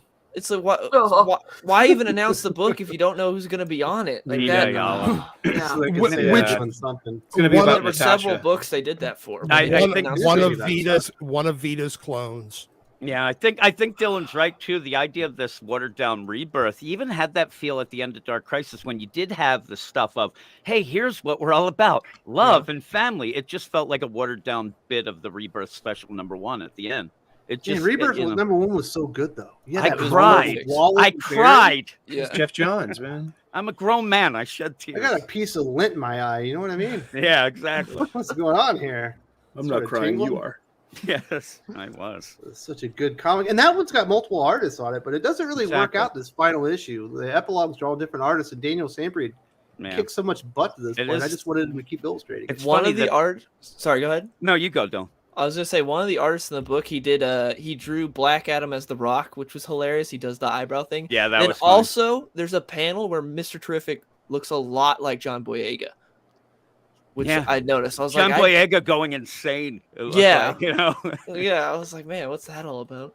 Yeah, my whole thing with Apparently, Rebirth, Mr. that Terrific's going to be a big deal. that Rebirth special, I did cry, and then the next time I cried was Heroes in Crisis, which put the nail in it. So that was Yeah, my but you were in the whole fetal journey. position. That's and your true. wife was Yeah, standing there was you a on the little ground. different feel. Now she Why are just- you crying? She walks by me. They end up like they push me aside while I'm doing it. Get out of the way. Oh man, Dylan, I've heard Heroes in Crisis described as the Last Jedi, but for comics. You agree? I think it's much worse than The Last You Jedi. think it's worse? Yes, because I personally believe The Force Awakens sucked. So at least you know, going into Last Jedi, you're like, this is probably not going to be very good. To where with Heroes in Crisis, you know, you thought maybe there might be something. And then Tom King really Tom just- King did, didn't it? 9 panel grids of the worst out of character dialogue you've ever heard. And then Wally West kills everyone for some, but he just spazzes out, and then what? Harley kicks him in the balls at the end. And Harley beats up the Trinity. You know. Yeah. Yeah. And then Batman and Superman argue, and she's like, "She beat you." No, she didn't. And it's like, what is this? I remember Hal Jordan saying specifically in those 9-panel grids. What is Will anyway? What is Will? You had so many of those. You had fire, you know, to be nerdy, firestorms. Like, my head's on fire. No, it isn't. It's a hologram. It's not really on fire. It ended up having so many things in that were just red tornado. Thing too, right? I'm going to rewrite Heroes in Crisis, where Wally West vibrates into our world and just kills Tom King halfway through. That would be nice. Yeah, that'd be great. I did when I made a video on Heroes of Christ back in the day, and part of what I did leading up to the video was I posted 2 panels, one with one of like Tom King's like worst dialogue from the book, and then one with something ridiculous that I wrote, and put a poll and said, who do you think wrote which? Better. They were wrong about who wrote which, which just shows how horrible. Because I just you were as bad as Tom King. Yeah, exactly. I was like, what if I just wrote something like so dumb and see if it could pass as Tom King, and it did. It was like 60-40 for the results. Oh my goodness, so bad. Tevye forgot Heroes in Crisis ever happened. Well, good for you, sir. It's hard to forget. It's so bad. Oh, my goodness. Let's see what the viewers have to say. Saleh Ahibe, apparently. I pronounced it wrong. I'm sorry about that. I'm an ignorant fool. I mess up a lot of names. Once again, thank you for supporting the channel. Kenneth Alec says, Dylan, a week ago I said Joe Mad talked Ben Affleck's movie story where Deathstroke is the true Terminator. Batman can't stop him. Deathstroke is faster, stronger, specifically trained. What do you think? Well, assuming they would actually do that, I would be down. I think that'd be awesome because you have in City of Assassins, which is one of the it's the second storyline in Marv Wolfman's original Deathstroke run in the 90s. In that, Deathstroke beats the tar out of Batman. It essentially explains to him, I am better than you in every single way. You cannot beat me one-on-one. You don't stand a chance. And then it seems since then, no writer has acknowledged that or read that, because since then, Batman just toys with him and beats Deathstroke every single time like it's nothing. And if you read that in City of Assassins, it is so well done. And also it makes sense because Batman is just a man and Deathstroke is enhanced, but it seems that everyone forgets that. But yeah, if they would have actually done that on the big screen, I think that would have been really cool. And I would have been excited to see it, but sadly, we're not getting anything like that. Also, it was supposed to be coming from that's Ben Affleck's, but we were supposed to be getting a Deathstroke movie from the director of The Raid, which that would have been so cool to see. Just an action-packed Deathstroke movie. Very nice. HH, the guys from Sigma Comics. Shout out to Wes and the best comic book experts on the interwebs. Here comes Calico. It's coming to a shop near you. Wishing all of you a very happy and healthy holiday. As I mentioned, you will see Sigma Comics in your shop soon. They just signed an exclusive deal with Diamond Comics Distributors. So I think that's really awesome. And congratulations for getting your book distributed like that. I know you're still going to be out there hustling and going to all the comic book conventions and all that stuff, but there will definitely be more awareness, and you guys deserve it. Kenneth Dalek says, Black Canary, no Canary Cry versus Elektra, strictly mixed martial arts. Elektra. Electro killer. Yeah. And Black Canary won't. Yeah, I agree. What if it's UFC and it's 5 rounds and, killing's not allowed? It's just who's going to be the better fighter. I still go with Elektra. I think Black Canary jumps the Gilly and wins it. Boom, exactly. She's got no Von Flu choke, you know what I mean? She can't just turn that around. And I'm probably going to go with Elektra on this one. But she's got no weapons, you know what I'm saying? That's fine. She's still a fucking ninja. Yeah. She's the ninjas aren't really all that deadly. They were just really good spies and stuff. Yeah, and she was also a master assassin. Well, they were also good assassins. But assassins aren't good at fighting people front on. They're good at murdering you from a distance. I'm still going with Elektra. I'm sorry. She'll poison her water bottle. It's there. Exactly. She'll do all that spy assassin stuff. Yeah. HH also goes with Elektra. Drew from Comics Elite. Happy holidays, brother. Happy post-Festivus from the rest of us. I'd rather read Heroes in Crisis forwards and backwards before reading Dark Crisis again. At least it got a reaction out of me, whereas Dark Crisis didn't. I agree 100% with Drew. I agree with them because Dark Crisis, you end up and you're just like, what? It's boring. It's supposed You're just to be indifferent.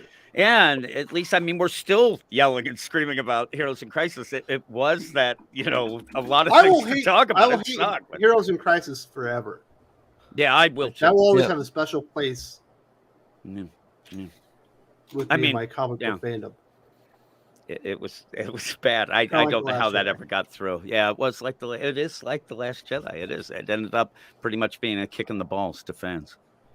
Yeah, purely for issue count alone, I'd rather read Dark Crisis. At least it's two less issues, and it's less dialogue too. Yeah. Man, did you read those Worlds Without a Justice League, Dylan? No, I did not. Oh God, you're so lucky. They did not look very good. Do not read what Tom King thinks Superman's best. Oh my God! His best world is genocide. I did read that because I was excited to see a Kid John Ken again. I read that. Yeah, I read that, and I was like, "What is?" Superman literally can hear children being murdered all day long and does nothing about it. Yep. And tells John he shouldn't do it either. And then John messes up and worlds are destroyed. And he's like, "You did good, kid. You did good." This is bad. Superman. It's Kingverse, unfortunately, even worse. That was rough read, Dylan. That was not it was. I completely forgot about that book. I'm sorry I reminded you about it, but it's another one of those that'll stick with me. It's like, this is supposed to be Superman's best life. This is what he imagines like his best world ever would be.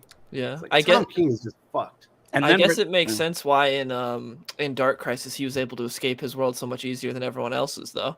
Well, at one point he admits or shows that he could have all along, but he thought, I'll just hang there. He's just waiting for other people to show up. Because my son is really out there, under, duress. He's going to get killed, but I'll hang here. I love this world. Yeah. Nonsense. Bold words, Drew. Bold words, but happy holidays. I hope you have a Merry Christmas, and we'll see you again real soon. That was awesome.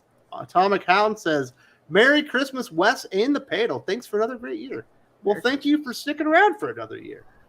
We're always doing a lot of things. Going to be, growing and growing in 2023 as well, and I really appreciate all the support, brother. Kenneth Dowling, The Amazing Spider-Man and X-Men definitely need new writers. Yes. Yeah. And editors.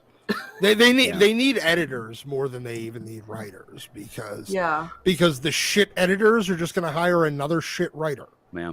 I think that's where everything is. I thought Zedwell's Spider-Man was going to be good. I expected it to. He actually didn't do bad when he was one of 4 issues were kind of fun. Yeah, but during the 3 times a month ASM post One More Day, he was one of the writers that was on that kind of carousel, along with Dan Slott and all the rest of them. And he was pretty good. I liked him on it. The problem is they didn't have a fucking plan for this one. No. Yeah, I think you just have to tie into everything. Well, it's suffering from the same thing that the Sword book did from Al Ewing. And where it never got anywhere. Second issue was a tie-in to an event. Like every other issue was a tie-in to an event, and there was no plot advancement. This one started out with this Tombstone stuff was cool. This big mystery. Well, no, I mean this whole thing started out with this. What did Peter do? Why does everybody hate him? Why does MJ have why is she married with adopted kids to Sean King? But they've just kind of dropped all of the hooks from the book, and now it's just generic Spider-Man title that's tying into everything. It's weird because if it's editorial, you also have the idea of, what did Bruce Banner do in that Donny Cates when the Hulk run started? Now you have the Fantastic Four starting. What did Reed do? It's the same thing over and over. It's nonsense. Yeah, and none of it ever gets advanced. They start with a hook. They drop it by about 4 issues in. You never find out what the hell the big mystery that started the series was. And then eventually it just kind of meanders off into just generic run-of-the-mill book that's littered with tie-ins, and everybody forgets the plot. Kenneth is calling you out, man. He says, hold up, Doc. Black Canary can hold her own with Lady Shiva, who's probably the best fighter in DC, who retrained Batman after he broke his back. I'm a Marvel guy, but DC in general have the better fighters. Okay. I'm not going to disagree with you. I really don't care. I think he dropped the mic on your ass. He might be right. He might be right, but I think Elektra is a cooler character than Lady Shiva. Well, it wasn't who's a cool character, Doc. It's a fight. Yeah, well, I like Elektra. Now, yeah. I think the idea that Black Canary can hold her own, but can she defeat Lady Shiva? Because I think Lady Shiva is very comparable to Elektra, who probably would just wear her out and then kill her. Slice her head off. Boom. You said she'll kill her. What are you, a Doc apologist now, Jim? I am. It's Christmas time. I thought we had strong. gotten over the Doc is right bullshit. Nope. No. Welcome to the Doc is anymore. right show.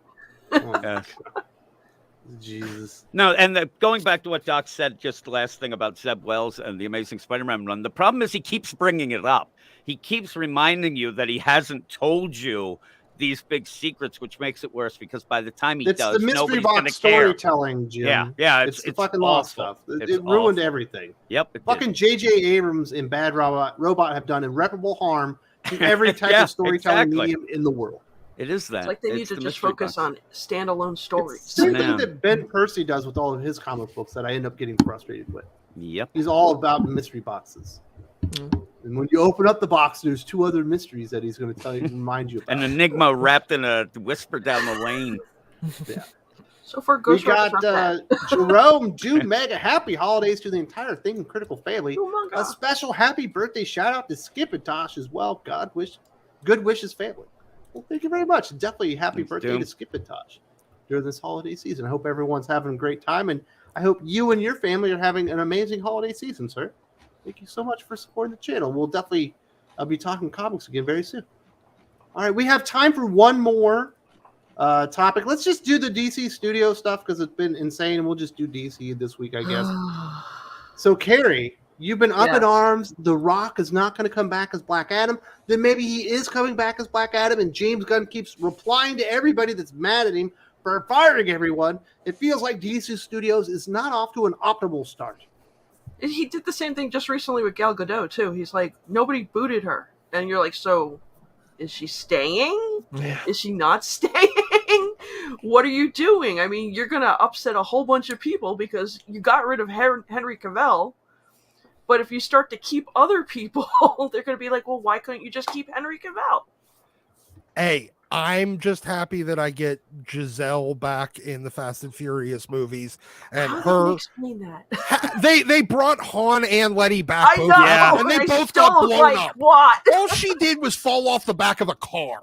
You never even saw her body. She fell off the back of a car at like 8 feet, doing like 70 miles an hour. People survive that all the time. They don't survive getting blown up. Well, obviously Luke Evans' character did too. Yeah, exactly. Luke Evans had a fucking building dropped on him, and so did Vin Diesel. They've all died. I mean, Letty had to be the mage for their D&D party and whisper him back to life after he had a garage dropped on him. So, yeah, no, the only guy that hasn't come back is Jimon Hanzo. I think that's how his name's pronounced. Because even, everybody else has come back. So fuck it. At this point, even that kid from Tokyo Drift came back. Yeah, exactly. All the kids, including little Bow Wow, who's now just apparently Bow Wow because he is not very little anymore. Because he's big.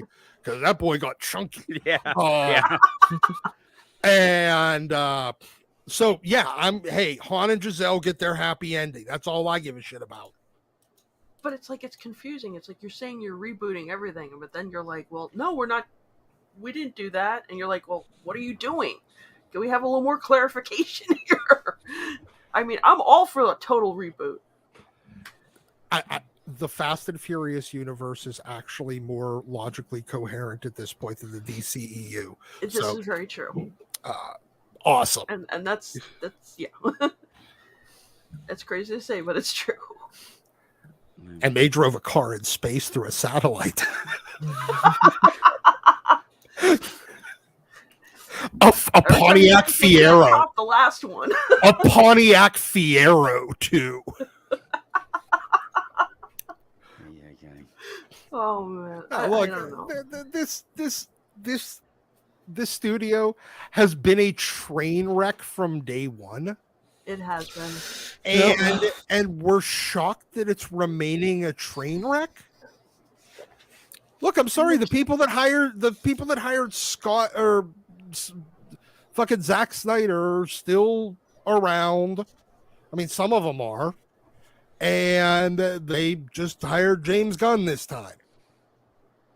They didn't hire a producer. Spider-Man. I mean, a Superman. You keep hiring directors to They got a the producer. universe. The other guy that's doing it with him as partner is a producer. What's Peter Safran? Peter Safran? Yeah, Yeah. I know, but he's I don't know. Maybe it's just a partnership where James Gunn's the public face and he's doing all the shit in the background. Fine, but it could be.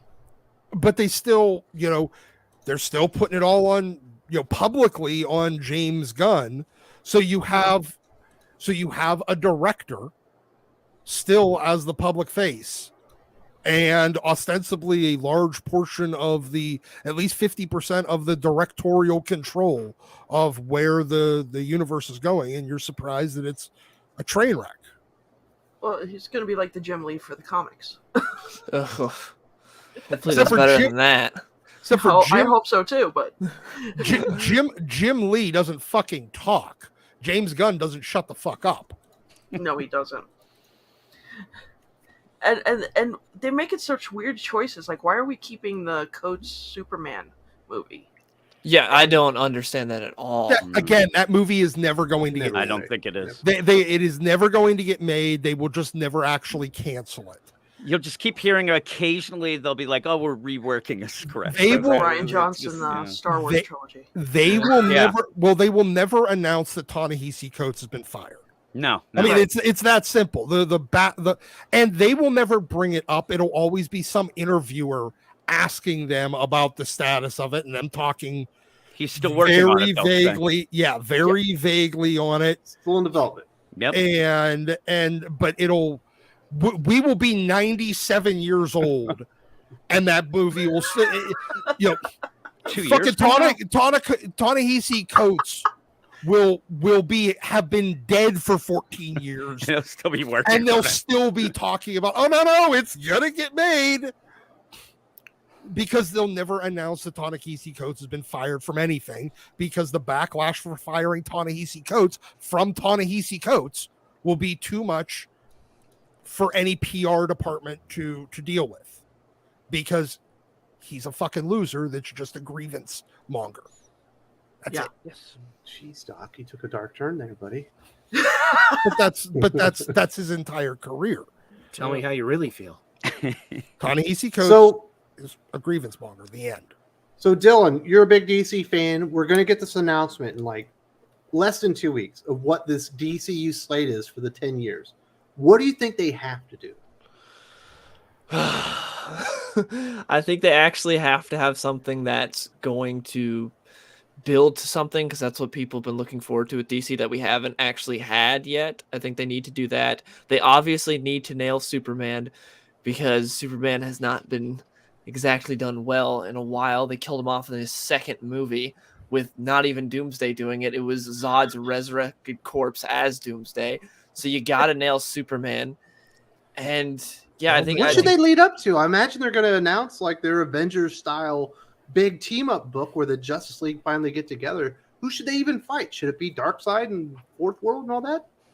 I mean, Darkseid's the obvious answer, but I feel like it'd be cooler if they went after someone else. If they changed it up instead of... Especially because... A lot of people be like, "Oh, it's just DC's Thanos," since everyone's so familiar with Thanos. Like, it'd be cool. Starro again.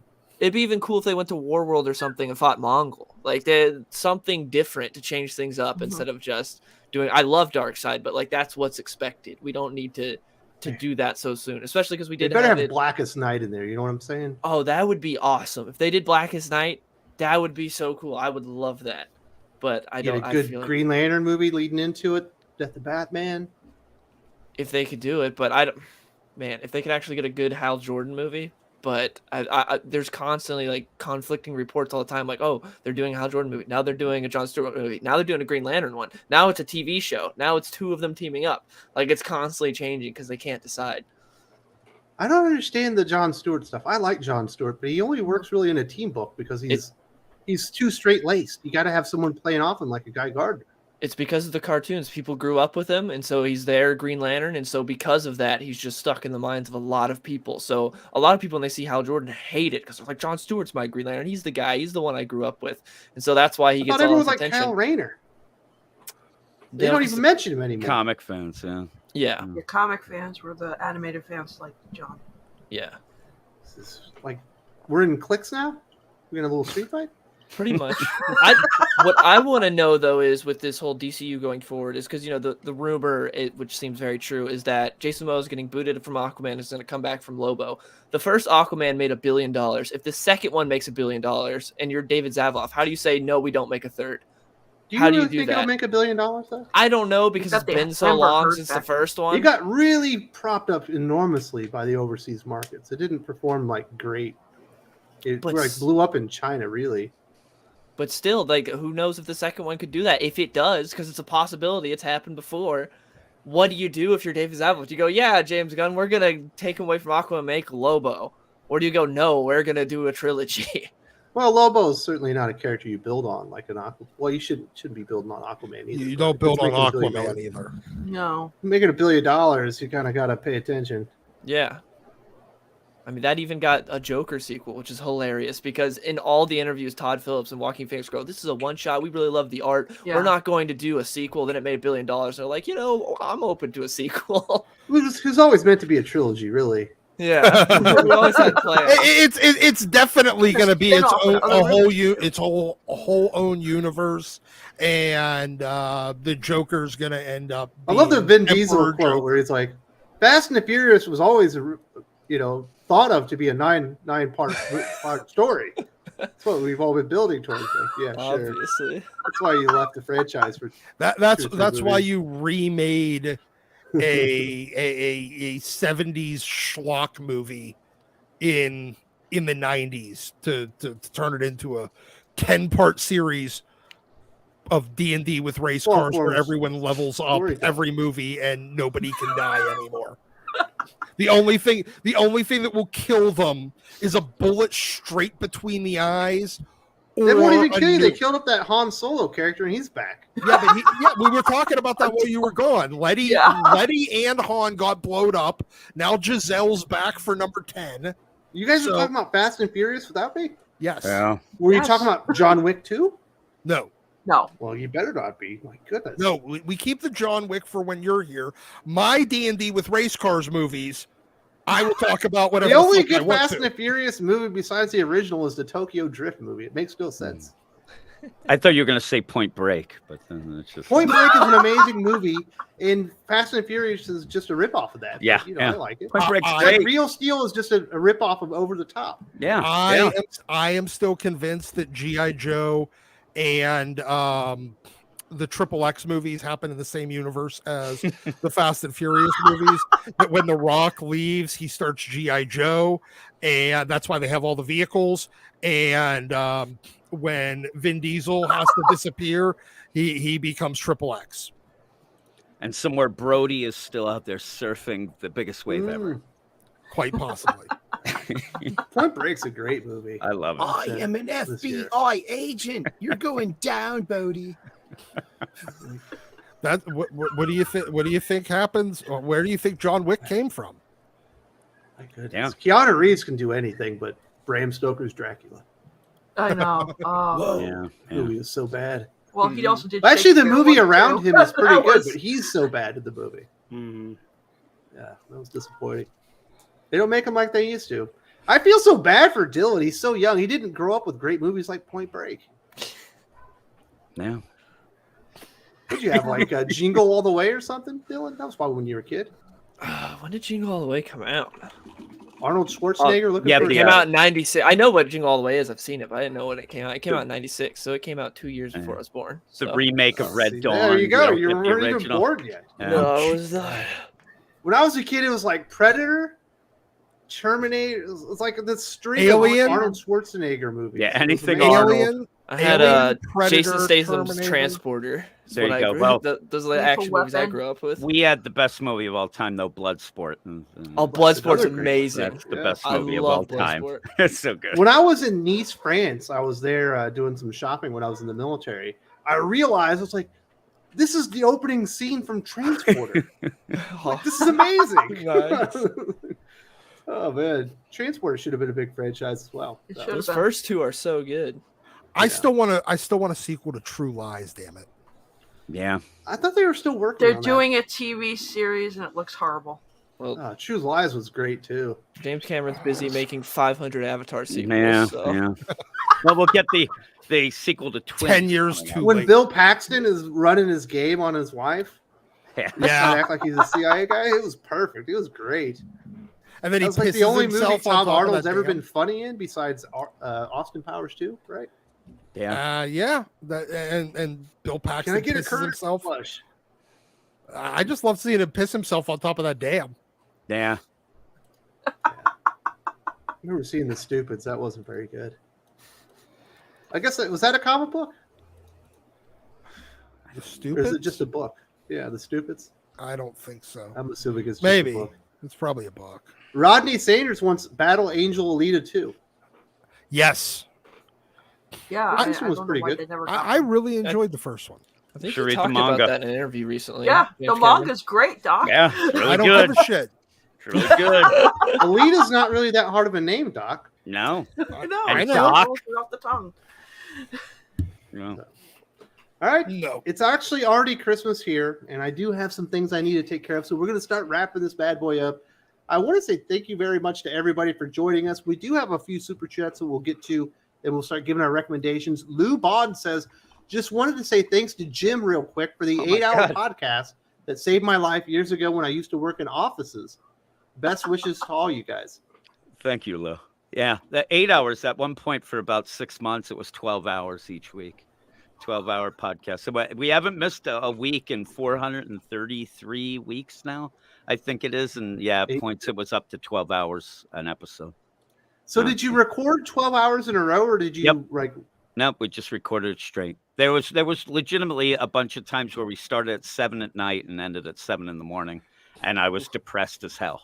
That And, is you know, really it was pretty- insane, Jim. Yeah, I know. Yeah, but that was our thing then. It really was. The world's longest podcast. Yeah, we were insane. But Hey, Wes? now we do 4 to 5 hours now, but there's other shows that are involved more, so it's crazy. Hey Wes, somebody in the chat was asking whether or not there was a ghost moving a ball. I was behind you. just asking that too. There's a balloon that is Oh, it's in a the balloon. room, but it's like 85 degrees here, so I have a couple of fans on to keep me a little, a little breezy during the podcast, and it's blowing the balloon around. So You're it's going- not a ghost. We're not haunted. It's just I have a bunch of kids and they like balloons. Kenneth Dowling says James Gunn said he'd still do Elseworlds DC movies. If that's the case, you could do a one-off Superman movie in which you could have kept Henry Cavill. They could just do Kingdom Come with him. They could They just, do should. that. Yeah, they should. But I think Elseworlds is a good idea. You can do a lot of cool stuff there. Yep. And you can still have your 15 different versions of Batman. Which is likely very important. Oh my goodness, he did it to me. Saleh Akibe, how do y'all feel about the JLQ push DC is doing, as opposed to just promoting the already existing Superboy or other established legacy characters? I'm not very excited about it. I don't think it's going to work. I think in their minds, because Nightwing is so great, Dylan, that they can just throw him on the team and then throw the JLQ members behind him, and everybody will just accept him that way because he's so cool. But really, they're probably just going to make Nightwing less cool in the process. Oh, definitely. And no one cares about these characters. I don't know who this book is for. It makes no sense. But DC's just doing what they're doing. The new Titans will be Nightwing, John Kent, Joe Mullins, Jace Fox Batman, the new Aquaman guy, what's his name, Jackson Hyde. Like we've already seen the pictures. We I need can't a, believe. Sorry, go ahead. we need a cripple to make it the Burger King Kids Club. Well, you add in Barbara. She's If part you time put cripple Bolt right now. there, she's got those leg things, right? Isn't that her name? And she's guess that'll trans. work. Yeah, that'll work. Taking all about. Burger King Kids Club. Very nice. Big shout out to Rodney Sanders II. Merry Christmas, Big West. You have held us down for another year. Stay real. Love your panels. Look forward to next year. Well, thank you very much. It's very generous of you. Thank you for supporting the channel, and I hope you have wonderful holidays. And Doc, are we going to keep it real in 2023, or are we going to finally sell out? No, we'll probably keep it real. Now, depending on how much they want, how much they're offering for us to sell out. I mean, I'm available for purchase. I'm a fucking whore. So, yeah, Jordan White could buy and pay you, and you would start talking good about the X-Men comic. it depends on how much he's paying me. I ain't a cheap whore though.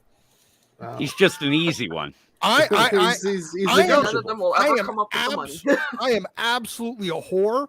The thing is, you just have to pay me. So, you fat ukulele. Oh my goodness, Doc. Personal insults. It's unbecoming.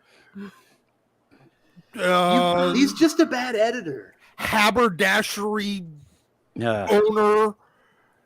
Well, stole the mustache, huh? Yeah, no, with Hipster your nonsense. douche. Asshole. No, Let's pay me. keep going.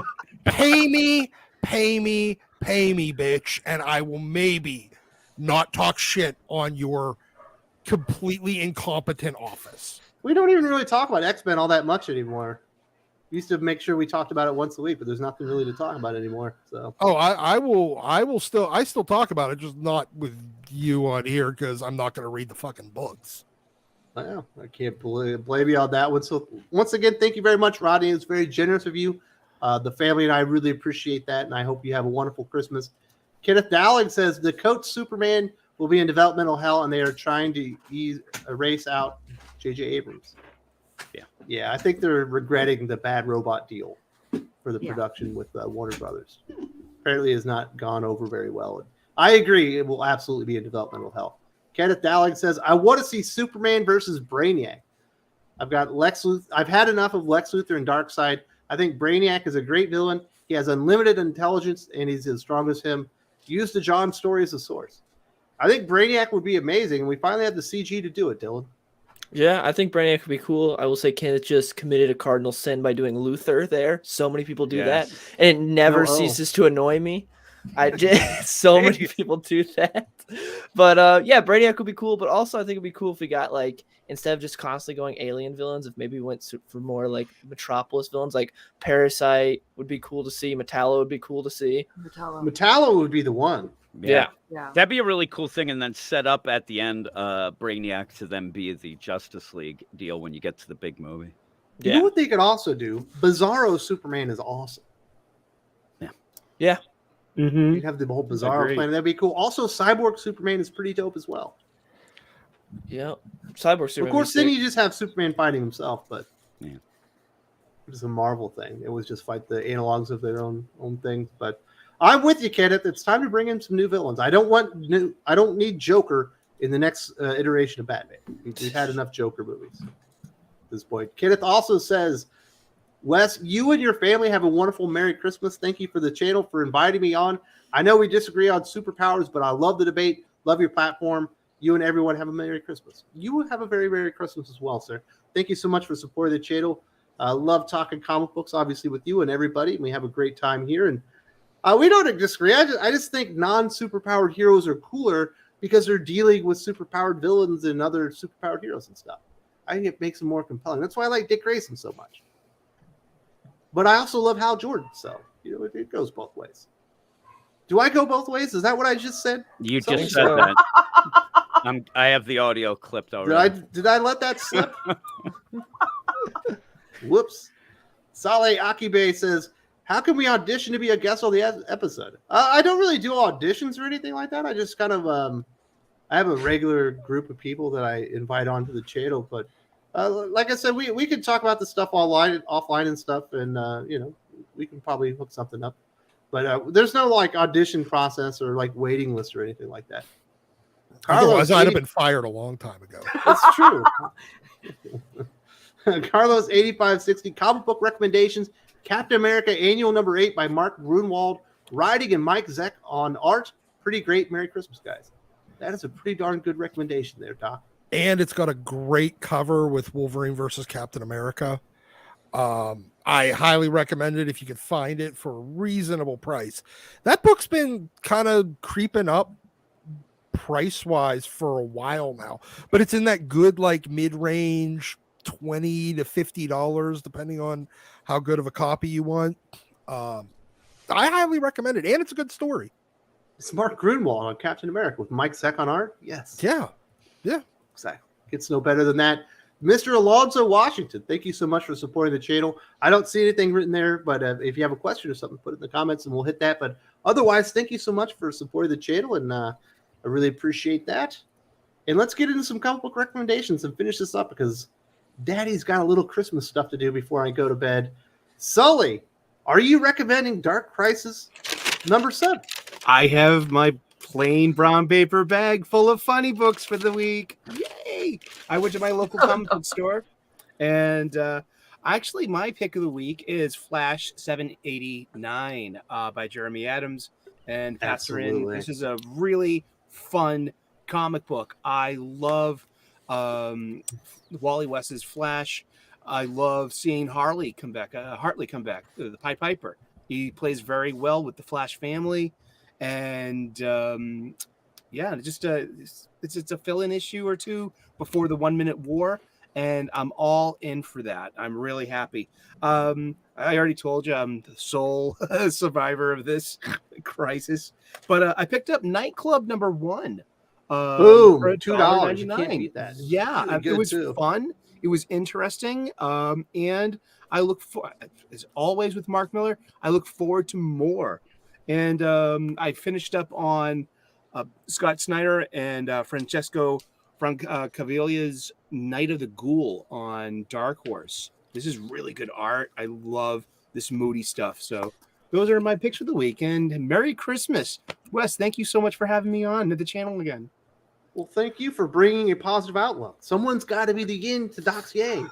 I'm just waiting for one of these days for Sully to pull out his nondescript brown paper bag, and it turns out it's the magazines from the Dirty Bookstore instead of the Funny Bookstore. I got some manga I got some manga for you. It's got some tentacles and no. I'm thinking about a whole other Dirty Bookstore. My goodness. That only people right, of Doc, a certain age would understand. So, Dylan, how's everything going with the Real Comic Book Gamer? You got any big videos people should be checking out? I did a video on Death of Superman not too long ago to celebrate that 30th anniversary, recapping that. So check that out if you didn't see it. And I'm going to be doing a video soon on what comic book character I believe has the best first appearance, because I think that's interesting, going back and reading their first appearances and what still holds up over time. And then as far as comic book recommendations for this week, Junkyard Joe. It's been great. Read Junkyard Joe. And then since it's the end of the year, I'll just say some of my favorite comics of the year if you missed them. TMNT Last Ronin was amazing. Read it if you have not. It's so good. The Reckless series from Brubaker and Sean Phillips has been fantastic, and they had like 2 or 3 hardcovers come out this year. Yeah, so read that. And then lastly, Philip Kennedy Johnson's Action Comics is really solid and is telling some really good Superman stories. So DC doesn't promote it. They just promote Son of Kal-El. So if you want good Superman comics, read Action Comics. It's actually really good. Are you going to be streaming Arkham today? Yes, I will be streaming Arkham later today after I watch my poor Giants get their ass beat by the Vikings. Very nice. And there is a link in the video description if you want to go watch that stream. Dylan's a great guy. And definitely, if you haven't subscribed to his channel, does lots of great comic book and gaming content. Carrie, you are the manga expert. Is there anything people should be watching out for on your channel? Yeah, I have more manhwa coming up this Monday. Hopefully this time it's going to be a lot more enjoyable than the last 2. But speaking of recommendations, I was also going to recommend Nightclub because I did like that a lot. But I also want to remind everybody, Common America Volume 6. Shout out to Tim and Mark. Great, and I can't wait for the manga. But I also want to make a recommendation for an American manga company called Saturday AM. They got a series called Apple Black, and they also have an app for $3.99 where you can read all of their series on there too. So that's my recommendation. Very nice. Jim from Weird Science, no longer doing the 8 to 12 hour podcast, brought it down to a nice trim 4 hours per podcast. Yes. Jim, you and I are going to talk about our personal favorite comic books of the week after this. We've already recorded the video. I've uploaded it. There's a thumbnail ready and everything. That's why I didn't know if I wanted to reveal some of those on You there. can reveal one if you want, or maybe there's some other stuff that you think people should be reading for the holidays. I want to reveal one. I will say that it's a book that you got me reading, Wes, is Rogue Sun. And Rogue Sun number 9 came out, and it is really good. It's a well-written story that really does focus on both superhero and personal life that does a great job. And I'm a little upset, though, because I was really enjoying having Gilling on the panel until he said he was a Giants fan. Because I'm in Philadelphia. And I'll be watching the Eagles later with Minshew at quarterback. So we'll see how that goes.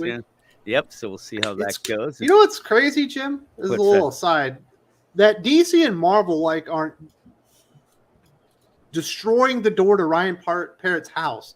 After what he's done with Power Rangers TMNT, and now with Rogue Sun, he's one of the best superhero comic writers there is available.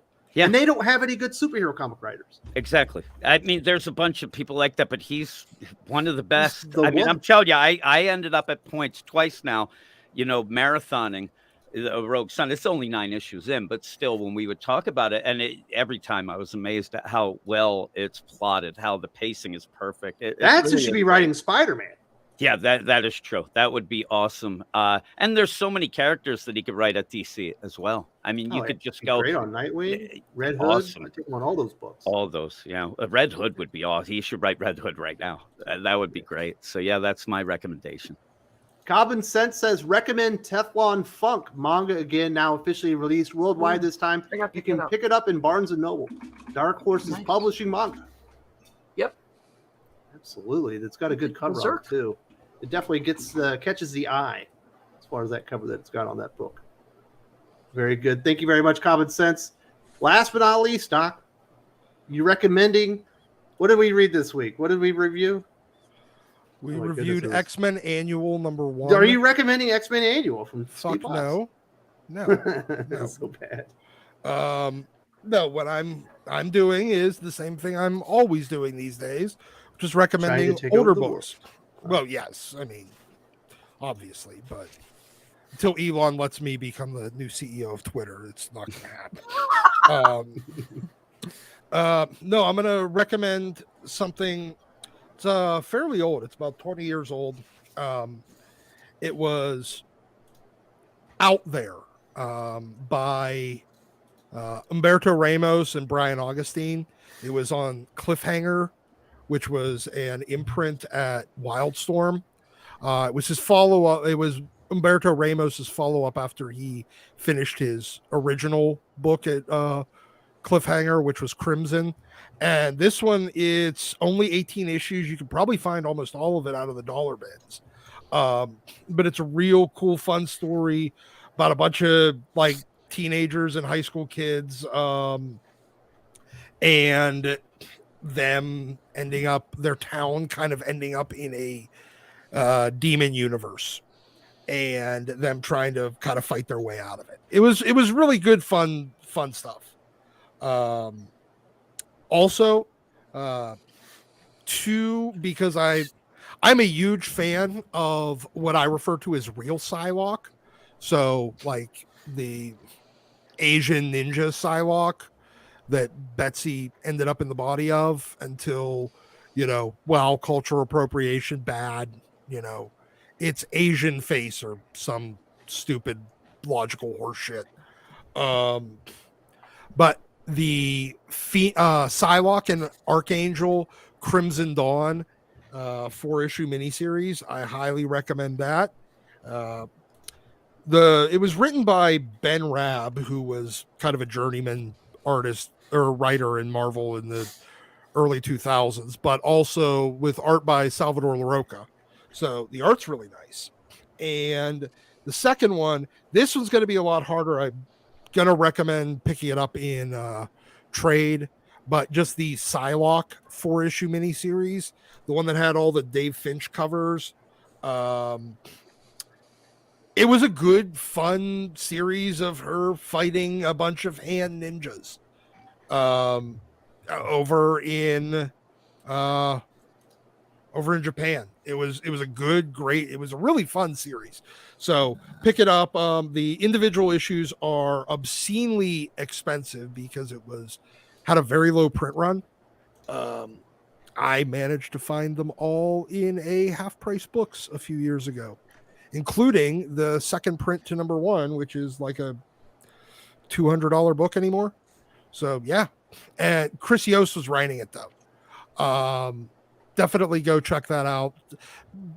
Either buy it digital or find the trade unless you really want to fork out some cash. All right. Well, thank you very much, Doc. Dylan says, Merry Christmas, everyone. Will you be on next Saturday? In fact, we will not, because it is New Year's Eve. I would do the show because I think most people would be able to join us, but there will be fireworks galore here, illegal fireworks at that, and they might sound like hand grenades. So we're actually going to be on next Sunday with a special panel talking about the best stuff from 2022 and all the things that we're looking forward to in 2023. So if you want some more Thinking Critical Comics Aficionados next weekend, it will be on Sunday. And we have Sully, we've got Eric Breen. I think we've also got, who else we got? We got Aaron Sparrow. We got a great panel that's going to be there. So definitely join us for that. We're going to have a lot of fun. I want to say Merry Christmas to everyone. I hope you all have wonderful holidays. We are very excited. We are 1 hour and 20 minutes into Christmas right here. And we'll see you next weekend. Merry Christmas, everybody. Bye. Merry Merry Christmas. Christmas, everyone.